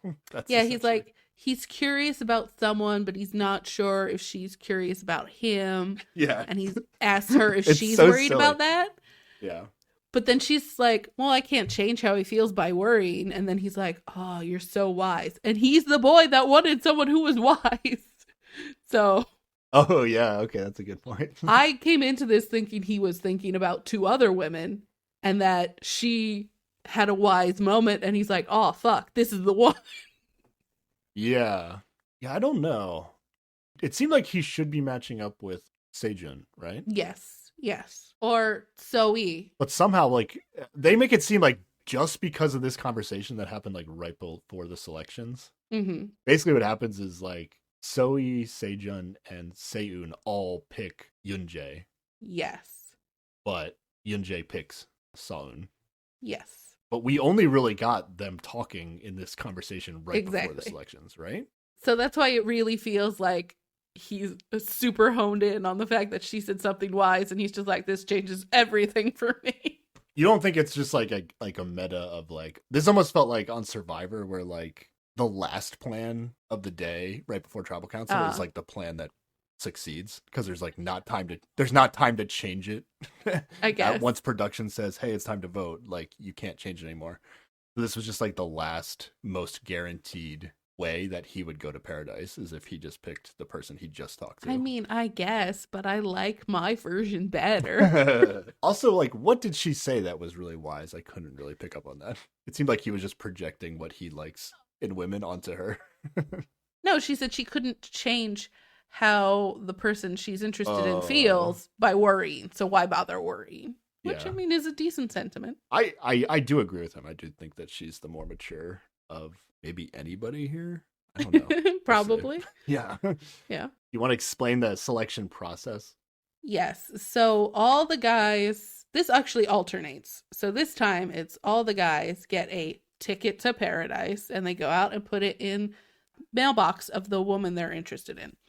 But the women don't go to the mailbox. Production goes to the mailbox. And then one by one, they call out a woman to stand by the fire and she says who her pick is. And if they match, then production sends out the guy and then they go off to the helicopter to go to Paradise. If not, an awkward amount of time passes and then they tell her to go back in the tent. And that's pretty much it. I wrote down that this selection process happens at 5 p.m. Yes. Or they're like the women announcing. And then they just get that night, the rest of the night, and then they like get on a helicopter to go to Paradise, so it's probably not that far away. Yeah, I think it's real close. They get like the rest of the night and then they come back in like the morning. Yep. So it's not that long that they get to be away. But they get to have their one big tasty meal. They get like a really like whatever they want to eat for dinner, essentially.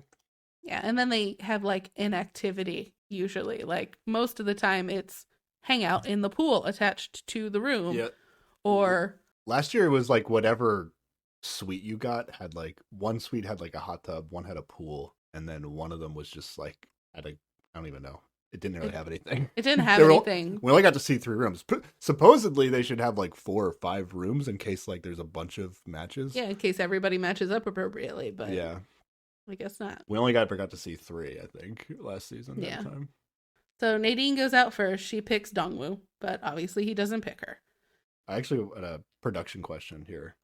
Mm-hmm. So she goes out, she says Dongwoo, and then the awkwardly wait until it seemed like the announcer woman came on the speakers and was like, Dongwoo did not pick Nadine. Yeah. In a way that like everybody should have been able to hear. Yeah. But what's weird is like if you did match, nobody knows that you matched. Like the guys just if you pick a guy and it matches, the guy just like walks out of the tent and then you like leave the island together. Like you walk over to wherever the helicopter is. Mm-hmm. And then everybody else is in the tent like, oh, I guess they didn't come back. All the women are in the tent being like, oh, she didn't come back. I guess she matched, but they don't know who she matched with. Yes. But because Nadine didn't match and they announced it on the speakers that it was Dongwoo that she picked, I feel like it's a little like now the women know that like, oh, if they pick Dongwoo, it's more likely now that he picked them. You know what I mean? I don't know that they can hear it. You don't think they can? I think it's just a speaker near her. Okay. That's because they also have possible. speakers inside the tents that are like, hey, go outside. It's your turn. Maybe. Okay. I hope that's how it works. Otherwise, it's a little like you could just Yeah. play the math a little bit if you had extra information as the Yeah. girl that like because the girls aren't picking until they announce it in this moment. That's true. I don't know. I don't remember it being like that last season, so I thought that was weird. When I watched this the first time, I will admit I was like a little surprised. When I watched, like when you watch it the first time and you're not really familiar with all the names yet of all the people and you're getting a little lost, I wasn't picking up on all the vibes as well. Yeah, yeah. But basically because Dongwoo, like in that last conversation they had, was like, "Oh, we should talk more in Paradise." Like I actually kind of thought he was gonna pick her. Yeah, yeah. Same. So I was actually a little surprised by this that Nadine didn't get picked, and yeah, same. Nadine gets asked in a confessional by the producer or whatever, like, "Oh, were you upset?" And she was like, "No, I wasn't. No, actually, yes, I was in a bad mood." Which is fair. I was sad that Nadine didn't get picked. Yeah, same. Didn't you want to know what her occupation was there? Yes. And I wanted to find out that she lived in America or Canada. Even as like a viewer, like, yeah, sometimes you just really want to know their age, gender. Yeah. I don't really care where they live, but I guess for Nadine you kind of do. Yeah. Who's next, Sarah? Next we have Solgi. She goes out and she picks Dongwoo, and he picked her. So he comes out.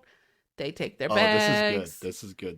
Did you hear this line when they were leaving? Which line? So she actually like packed pretty light. I remember like some of the women last year like seemed like they like brought like a giant suitcase to Paradise. Oh yeah, and it was like more than they could carry. It was ridiculous. She actually had like a small enough bag that it was like smaller than Dongwoo's bag, and he was like, "Oh, you packed light," and she was like, "Yeah." And then as they're walking up the hill, he's like, "Did you bring your bathing suit?" Yeah. You know what his plans for the evening are. It was like the most not subtle thing. Yep. Wait. You did remember to bring your bathing suit, right? If you know what I'm saying. Yeah, that one it definitely works for Dongwoo. and then the rest of the three girls pick the same guy, and then we get a dramatic, slow build of this reveal. Yeah. Which one? But they have Yunjae like come out of the tent and walk towards the woman, but they're like not showing what woman it is until he gets there, and it's Saoun. Yep. A mature woman, we're guessing. But at the very least, the wise woman. Said one wise thing once, yes. Yeah, and then they also head off to the helicopter, and that's it. Cliffhanger. Yeah. We don't get to see Paradise until episode 3. I also think Yunjae, like, he must have known that 3 girls were choosing him. Sulgi made it very obvious. I think So-e was pretty obvious. Yeah, I don't know that Soen was obvious. Oh yeah, Soen wasn't obvious until the end, yeah. Well, even at the end, like, I feel like they didn't say anything concrete enough to... Yeah. I think you're right. Now that I'm thinking about it, like, I think he did just genuinely want to take Saoun more than the other two because... Oh, sorry, not Solgi, Saojun. Yeah, Sejun. Sejun was the one of the other ones. Yeah, he had to have known the other two were picking him, so if he wanted to go with them, he could have, I think. Yeah. I think he could feel based. I mean, we're getting the edited like version. Yeah, that's always makes it more obvious part of it, but I think they were both putting down some pretty strong vibes. Maybe he thought Soe was like closer with Dongwoo. I don't know, because they did seem very friendly, even though but we picked up that it was like a friend zoney kind of thing. But yeah, don't get to see Paradise in the first 2 episodes. Bummer. But we do get some future footage montage. Ooh. Of maybe next time on or just later in the season. Yeah, they're never really clear, so I don't know how long we have to wait for some of these. Yeah. Any big moments from the future montage footage? I mean, they show a little bit of a new boy showing up. Yes. And it looks a little bit like maybe it's somebody from season 1. I'm going to say, I'm 99% sure it's a guy from season 1. Sihoon from season 1, I believe. Yes. And Sihoon was... I'm a little bit surprised they're bringing him back He was a bummer on season 1. Yeah, he was kind of a bummer, yeah. He basically, like, just decided which girl he was, like, most attracted to on, like, the first day, right? And then he just, like, never gave up. Mm-hmm. But it's not the guy that you didn't like his approach, because... I mean, it's a similar approach I don't like. He did end up going to paradise once with the girl that he liked. I forget. Yes, it was Gia. Yeah, but I think Gia may have picked him because she couldn't pick the other guy again or something. Yeah, something They get like into that. a weird mechanics. At least for a few, like, you can't go with the same person to paradise twice in a row. So, like, if it's your turn to pick, you, like, can't pick the person you've already gone with. Mm-hmm. So that gives the people that, like, didn't get picked a chance, basically, of actually going to paradise. But he figured out pretty soon after that she was probably not interested in him, and so he just pouted for the rest of it. He didn't try to get to know anybody else. He just sat around basically being sad. Continued to pick her every chance he got, and then didn't try to socialize with the other girls at all. It was a bummer. So yeah, why is he now? He's going to be a year older. Maybe he's more mature. Maybe he'll be better. Maybe he learned something through that heartbreak. Who knows? I like to think that this show, like, does, like, personality tests, and maybe they, like, one of the girls on this season they just, like, think is going to be either not necessarily like a romantic match, but, like, have some sort of chemistry that will work for the show with him. I don't know. Maybe. Or maybe it is not him at all and we just think it looks like him. It's him. It's him. Come on. I don't know. I kept writing down the wrong name between Jung-woo and Young Jae, so... I know that hair and that walk. I would be shocked if it wasn't him. Yeah, I think it's him too. Yeah. But who knows how long we'll have to wait until we find out. They waited till pretty far in the last season before they introduced new people, but I'm hoping they learned from that, because, like, the people... There were 2 women that they put in really close to the end, and they had no shot of, like, getting picked at the end by anybody because they hadn't had any time. So hopefully they have it's also just more done their like math. I feel like the guys last season were just the ones that weren't getting picked were just, like, very stubborn about switching. Yes. Mm-hmm. Which didn't help. And I don't know if I feel like that might happen again this year with just kind of the dynamics that I'm seeing so far. Like, do you think these, like, lesser cool people are gonna start picking each other? I mean, I would hope so. Because it feels like they might not, and that's kind of like the problem. Like, I feel like the people in the more cool group are gonna keep picking each other, and unless the math works out where they can't keep picking each other, I don't know. Well, here's a thing that is a bummer: is we don't actually know who the guys picked who didn't get picked. Oh, I was gonna say that, yeah. So, like, I don't know who Hanbin picked. I don't know if he's hung up on anybody. Like, I don't. Yeah, that's think he is. Well, who did he pick? Well, Han picked Han. Now he picked Saun. He must have picked Saun. Right? I mean, are you sure? I mean, after he didn't get any postcards, like, maybe. Who knows? But why would he? That's a good point. Yeah, there might be some strategy in switching, but I don't know what would have an actual, like, romantic reason why he would have switched. And who else don't we know? Who else? What other guy isn't going? Jungwoo. We don't know who he picked. Jungwoo. Who did he pick? Solgi. Yeah, but that was just based on looks. So yeah. Yeah, I don't know. That is a good question. I wonder who they picked. My prediction is still that maybe in the next round nobody's gonna match. Once the people that already matched can't choose each other, it's gonna be so confusing and muddled that, like, nobody's gonna pick each other. So I really, really hope that next time Dongwoo picks Nadine and she doesn't pick him back because she's moved on. Because fuck that man. Yeah, but she can only handle one guy at a time. So. Yeah, and he was a disappointment. So time to move on to the next. It hasn't been long enough. I think she has self-respect. She did talk about how, like, her usual flirting technique is to be kind of more teasy when she, like, is getting to know a guy before being more flirty. I don't know. Yeah, she has shown none of that so far. Yeah. But it didn't seem like she was very used to quickly becoming romantic with a guy when first meeting them, you know what I mean? Yeah. Like, yeah, I don't know. This is an awkward situation for anyone to get used to, yeah. I don't know. I could easily see her just, like, keep picking Dongwoo, thinking that, oh, she's the next girl on his list, but never becomes the next girl on his list. I hope that's not what happens. I want better things for her. I hope that's not what happens either, but then we'll never know her profession. You don't know that. And she can move on to pick somebody else who will pick her. Yes, yeah. And sometimes, what happens is the cool kids pick each other, go off to paradise. The less cool kids stay home and cook with each other and get to know each other a little bit better. It's, you don't get the cateredness, but it's a good time to spend some, one-on-one or a smaller group time with other people. Yeah, I actually think that is kind of the spot to be. Like, I would almost rather stay back in Inferno and like socialize with more people. And if like the only person, if you knew somebody was gonna like pick you, but you weren't like that serious about them, or you weren't really that into them, it's like better to stay in Inferno and just like talk to everybody, right? And then you can still hang out with that same person in Inferno. Like, keeps your option open instead of like isolating yourself with one person for the night. I don't know. The problem is they're all desperate to know each other's ages. Yeah, that's true. Yeah, that is like the most important thing for them. And occupation, I think, is pretty big. Yeah. And also, like, I would like to know if Nadine lives in the same country as me if I was trying to date her or not. That's an important piece of information. True. She's Very clearly true, probably from the U.S. I believe this show was 9 days of actual time last season. Now, there's 2 more episodes. I don't know if that means there's going to be more days, or they're going to have more footage or more interesting things to show, so they made it 10 episodes. So far, the like pace is exactly the same. Yeah, that's what I was thinking. Maybe there's going to be more days, and then it's going to give a better chance for the add-ons. Yeah, I hope that they adjusted that.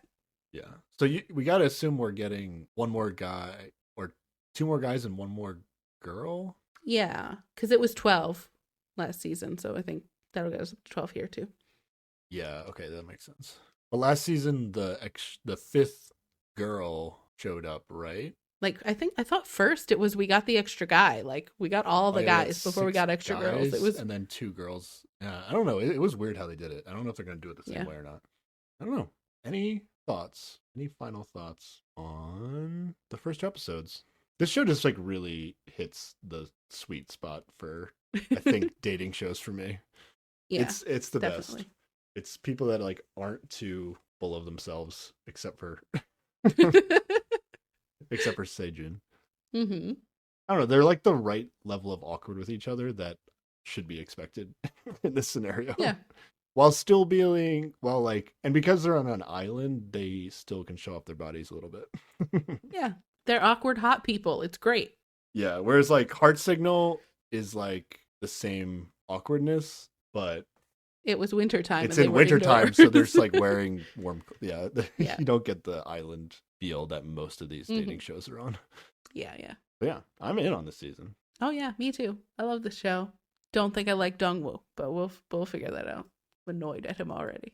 Okay, you are annoyed at him. Okay, I thought I'm way more annoyed at Dongwoo than like the guy you were annoyed at last season. So I think it's way worse. But I don't really know what he's supposed to do other than like maybe not say we'll talk more in Paradise.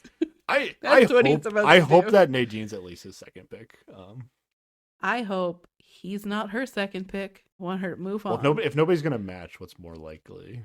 Maybe Nadine moves on and he actually picks her, but then Nadine doesn't pick him. I don't know. Yeah, I hope that sweet justice happens. Oh, justice. I mean, it would be best if whoever she picks also picks her. What if he just flipped a coin and it landed on that's Sylvie, very dumb. And then he was like, it doesn't matter. Next time I'll just go with Nadine. And then he can't assume that the person's going to be there. He can't assume either way. So he just flipped a coin. And ultimately, based on the vibes he's getting, it seems more likely that Nadine would give him a second chance. Don't you think? I don't know. I think if I got this conversation from someone who's like very clearly saying, I'm going to pick you, I'm into one person at a time, I'm kind of like being serious about this, that I think that they wouldn't be chill with me just going, well, I'm going to just try this person out first. I don't think that would sit well with them. But she also said she only focuses on one guy at a time. Yeah, and his time is past. Time to move on. I don't think that's what Nadine meant by I think it's more like a give him a week or 2 and then I'll move on. There's a very short amount of time they get to spend on this island. A week or 2 in the real world turns into 12 hours on this island. This island is not he made fucked for up. Nadine. That's all I'm saying. That's true. I don't think they said how many days it was going to be this time. They did not. They did not give us that ahead of time. It's just like, you're here until we decide to let you go. Yeah, they just might be deal non-specific. All right. Are we talking about episode 3 and 4 next time? Yes. All right, good. Okay. I think next time we can probably skip around to like the highlights better. Yeah. There was a lot of, here, let's introduce you to everyone. Yeah, we recapped a lot here to kind of like get the vibe of the show for if people are listening to this for the first time and like haven't seen the show at all. But next time, since hopefully you will have at least listened to this podcast before you listen to our breakdown of episode 3 and 4, I think we can just jump around to our favorite moments and or I'll just loudly complain about Dongwoo for like 30 minutes. That might be what happens. No promises. You're just already assuming he's just going to be the worst. I mean, why not? It's more fun that way. Yeah, he actually does give me the vibes that I do agree with you. More likely than not, he's going to be not likable going forward. But, we'll see next week. I really want to see Zoe in Paradise and yeah, Nadine in Paradise, and we might never get to see them. Eventually, hopefully, the men and the women got to pick without having to match last season, right? Did they? Or did they have to win a game? Was it only the... Oh, yeah. It was a game. They played a game, I think once there was like 6 of each, 6 men and women. Mm-hmm. It was like if you finished in the top 3 in the game, then you got to pick. But if you finished like first, you got to pick whatever woman you got. And then like if the guys played and got 3, the first place guy would get to pick whatever woman he wanted. And then the second place guy would get to pick any woman out of the rest of them. Right? Yes. And then the third place would get any woman out of the rest of them after that. It sounds so weird and terrible when you say it that way. It's just a game. It's a game show. There's got to be some rules and structure. And I don't know, just the way it's like, just pick a woman. I did not like this part of it where it's like you could pick someone and they just have to go to Paradise with you. It's weird and I don't like it. And I particularly don't like the one guy who picked the girl who every step along the way did not pick him and kept going, let's just talk about the weather, or maybe you could talk to some other people. But then in the end, they left together, so. But she only didn't pick him because she thought she had better options. Okay. I have issues with some characters from the first season. You're just going to have issues with the entire process. You can have issues with the process, but don't hate on the person who just did what the rules allowed him to do. In the show. I mean, I have more reasons to hate on him. It's fine. I guarantee you the same thing will happen this season. Like, it's just how the show works. We'll see. There could easily be a girl who just picks a guy that has not picked her twice, and now he's going to pick him for the 3rd time. It'll probably happen. Probably get annoyed with that too. We'll see. All right. Do we want to give people the update on what we're going to do? 5 episodes from now? Sure, if you want to talk about the plan. This is the plan. We're probably going to do 5 weeks straight or 4 more weeks after this of Singles Inferno. Just have a good time. Yeah. And then after that, we're going to have potentially 2 more special episodes. Yeah. Before we get back to the normal format, where I'm going to make Sarah go to a WWE live event, Monday Night Raw in Philadelphia, which is on January 23rd. And then that following Saturday is WWE Royal Rumble pay-per-view. And I will make Sarah come over my house and watch that. Yes. And we will at least do an episode recapping her experience at the WWE. Much like we did when we went to the Monster X concert and you gave your first concert experience. Yes. Impressions. That still might be my favorite episode of our podcast. Oh, mine too, because I got to talk about Monster X for like an hour and a half. It was amazing. Yeah. And but then we might do, maybe we'll combine them, or maybe we do a separate podcast of Sarah's watching of the Royal Rumble, because the Royal Rumble is probably the funnest WWE event to watch without any context of what the hell is going on. Because it's for context, I have no context. Do you even know what a Royal Rumble is? I mean, I assume it's a lot of wrestling. Okay. And let me explain the Royal Rumble to you right now. Okay. The Royal Rumble is two guys, or there's a women's Royal Rumble match and a men's Royal Rumble match. Two people start in the ring. Oh, is this the one where like every minute or so another person comes in and then you just have to keep trying to push people out till you're the final person standing? Yeah, it's 30 people in each match, but so you start with two people, and then every like 90 seconds another person enters, and the objective is just to like eliminate people by sending them over the top rope and then having both of their feet hit the floor. So this means I won't get the fun intro music for people. You get the music, but you don't get the theatric, like they won't like slow walk to the ring necessarily. Will I get that in the Monday event? Yeah, you will get that in the Monday event. Okay. Yeah. Good. But you won't get, like, you probably won't see 30 wrestlers. Like, you won't get 30 different entrances. Okay, fair. Yeah. I don't think I need 30 of them. Hopefully we get anyway. I think there's a good chance that the Royal Rumble is pretty spicy this year and will be good. How we're going to recap the Rumble, I'm not sure yet. I don't think we'll do like every match. We'll probably pick one of the Rumble matches and maybe do a full breakdown of that and maybe watch it live and just kind of announce it and talk about it and see what Sarah thinks of every wrestler that comes in. Okay. But Sarah, I'm gonna make Sarah watch the whole pay-per-view. So much wrestling. It'll be good. Yeah, I am excited yet maybe terrified for this. Well, you should be terrified of just watching it at my house. Going there, I can understand. But also, it won't be scary. Okay. It's just silly. I have a colleague who enjoys wrestling, and I asked him how I should prepare for this or how I would blend in, and he's like, people just stand up and chant or do chants a lot, and I'm like, this sounds a lot like a K-pop concert, so maybe I'll be okay. Yeah. It'll be less awkward for you than it was for me, I think. Pretty easily. I'm looking forward to all that. I'm looking forward to Singles Inferno. I'm looking forward to WWE with Sarah. Yeah. Sarah's commenting on it. And sometime in February we'll return to our normally scheduled stuff, early February, I think we'll get back to our normal schedule, and Sarah will have to choose a show for us to watch. Unless something else comes up in the next 1 to 2 months. Yeah. We get more ideas. That's all I got, Sarah. Where can people contact us?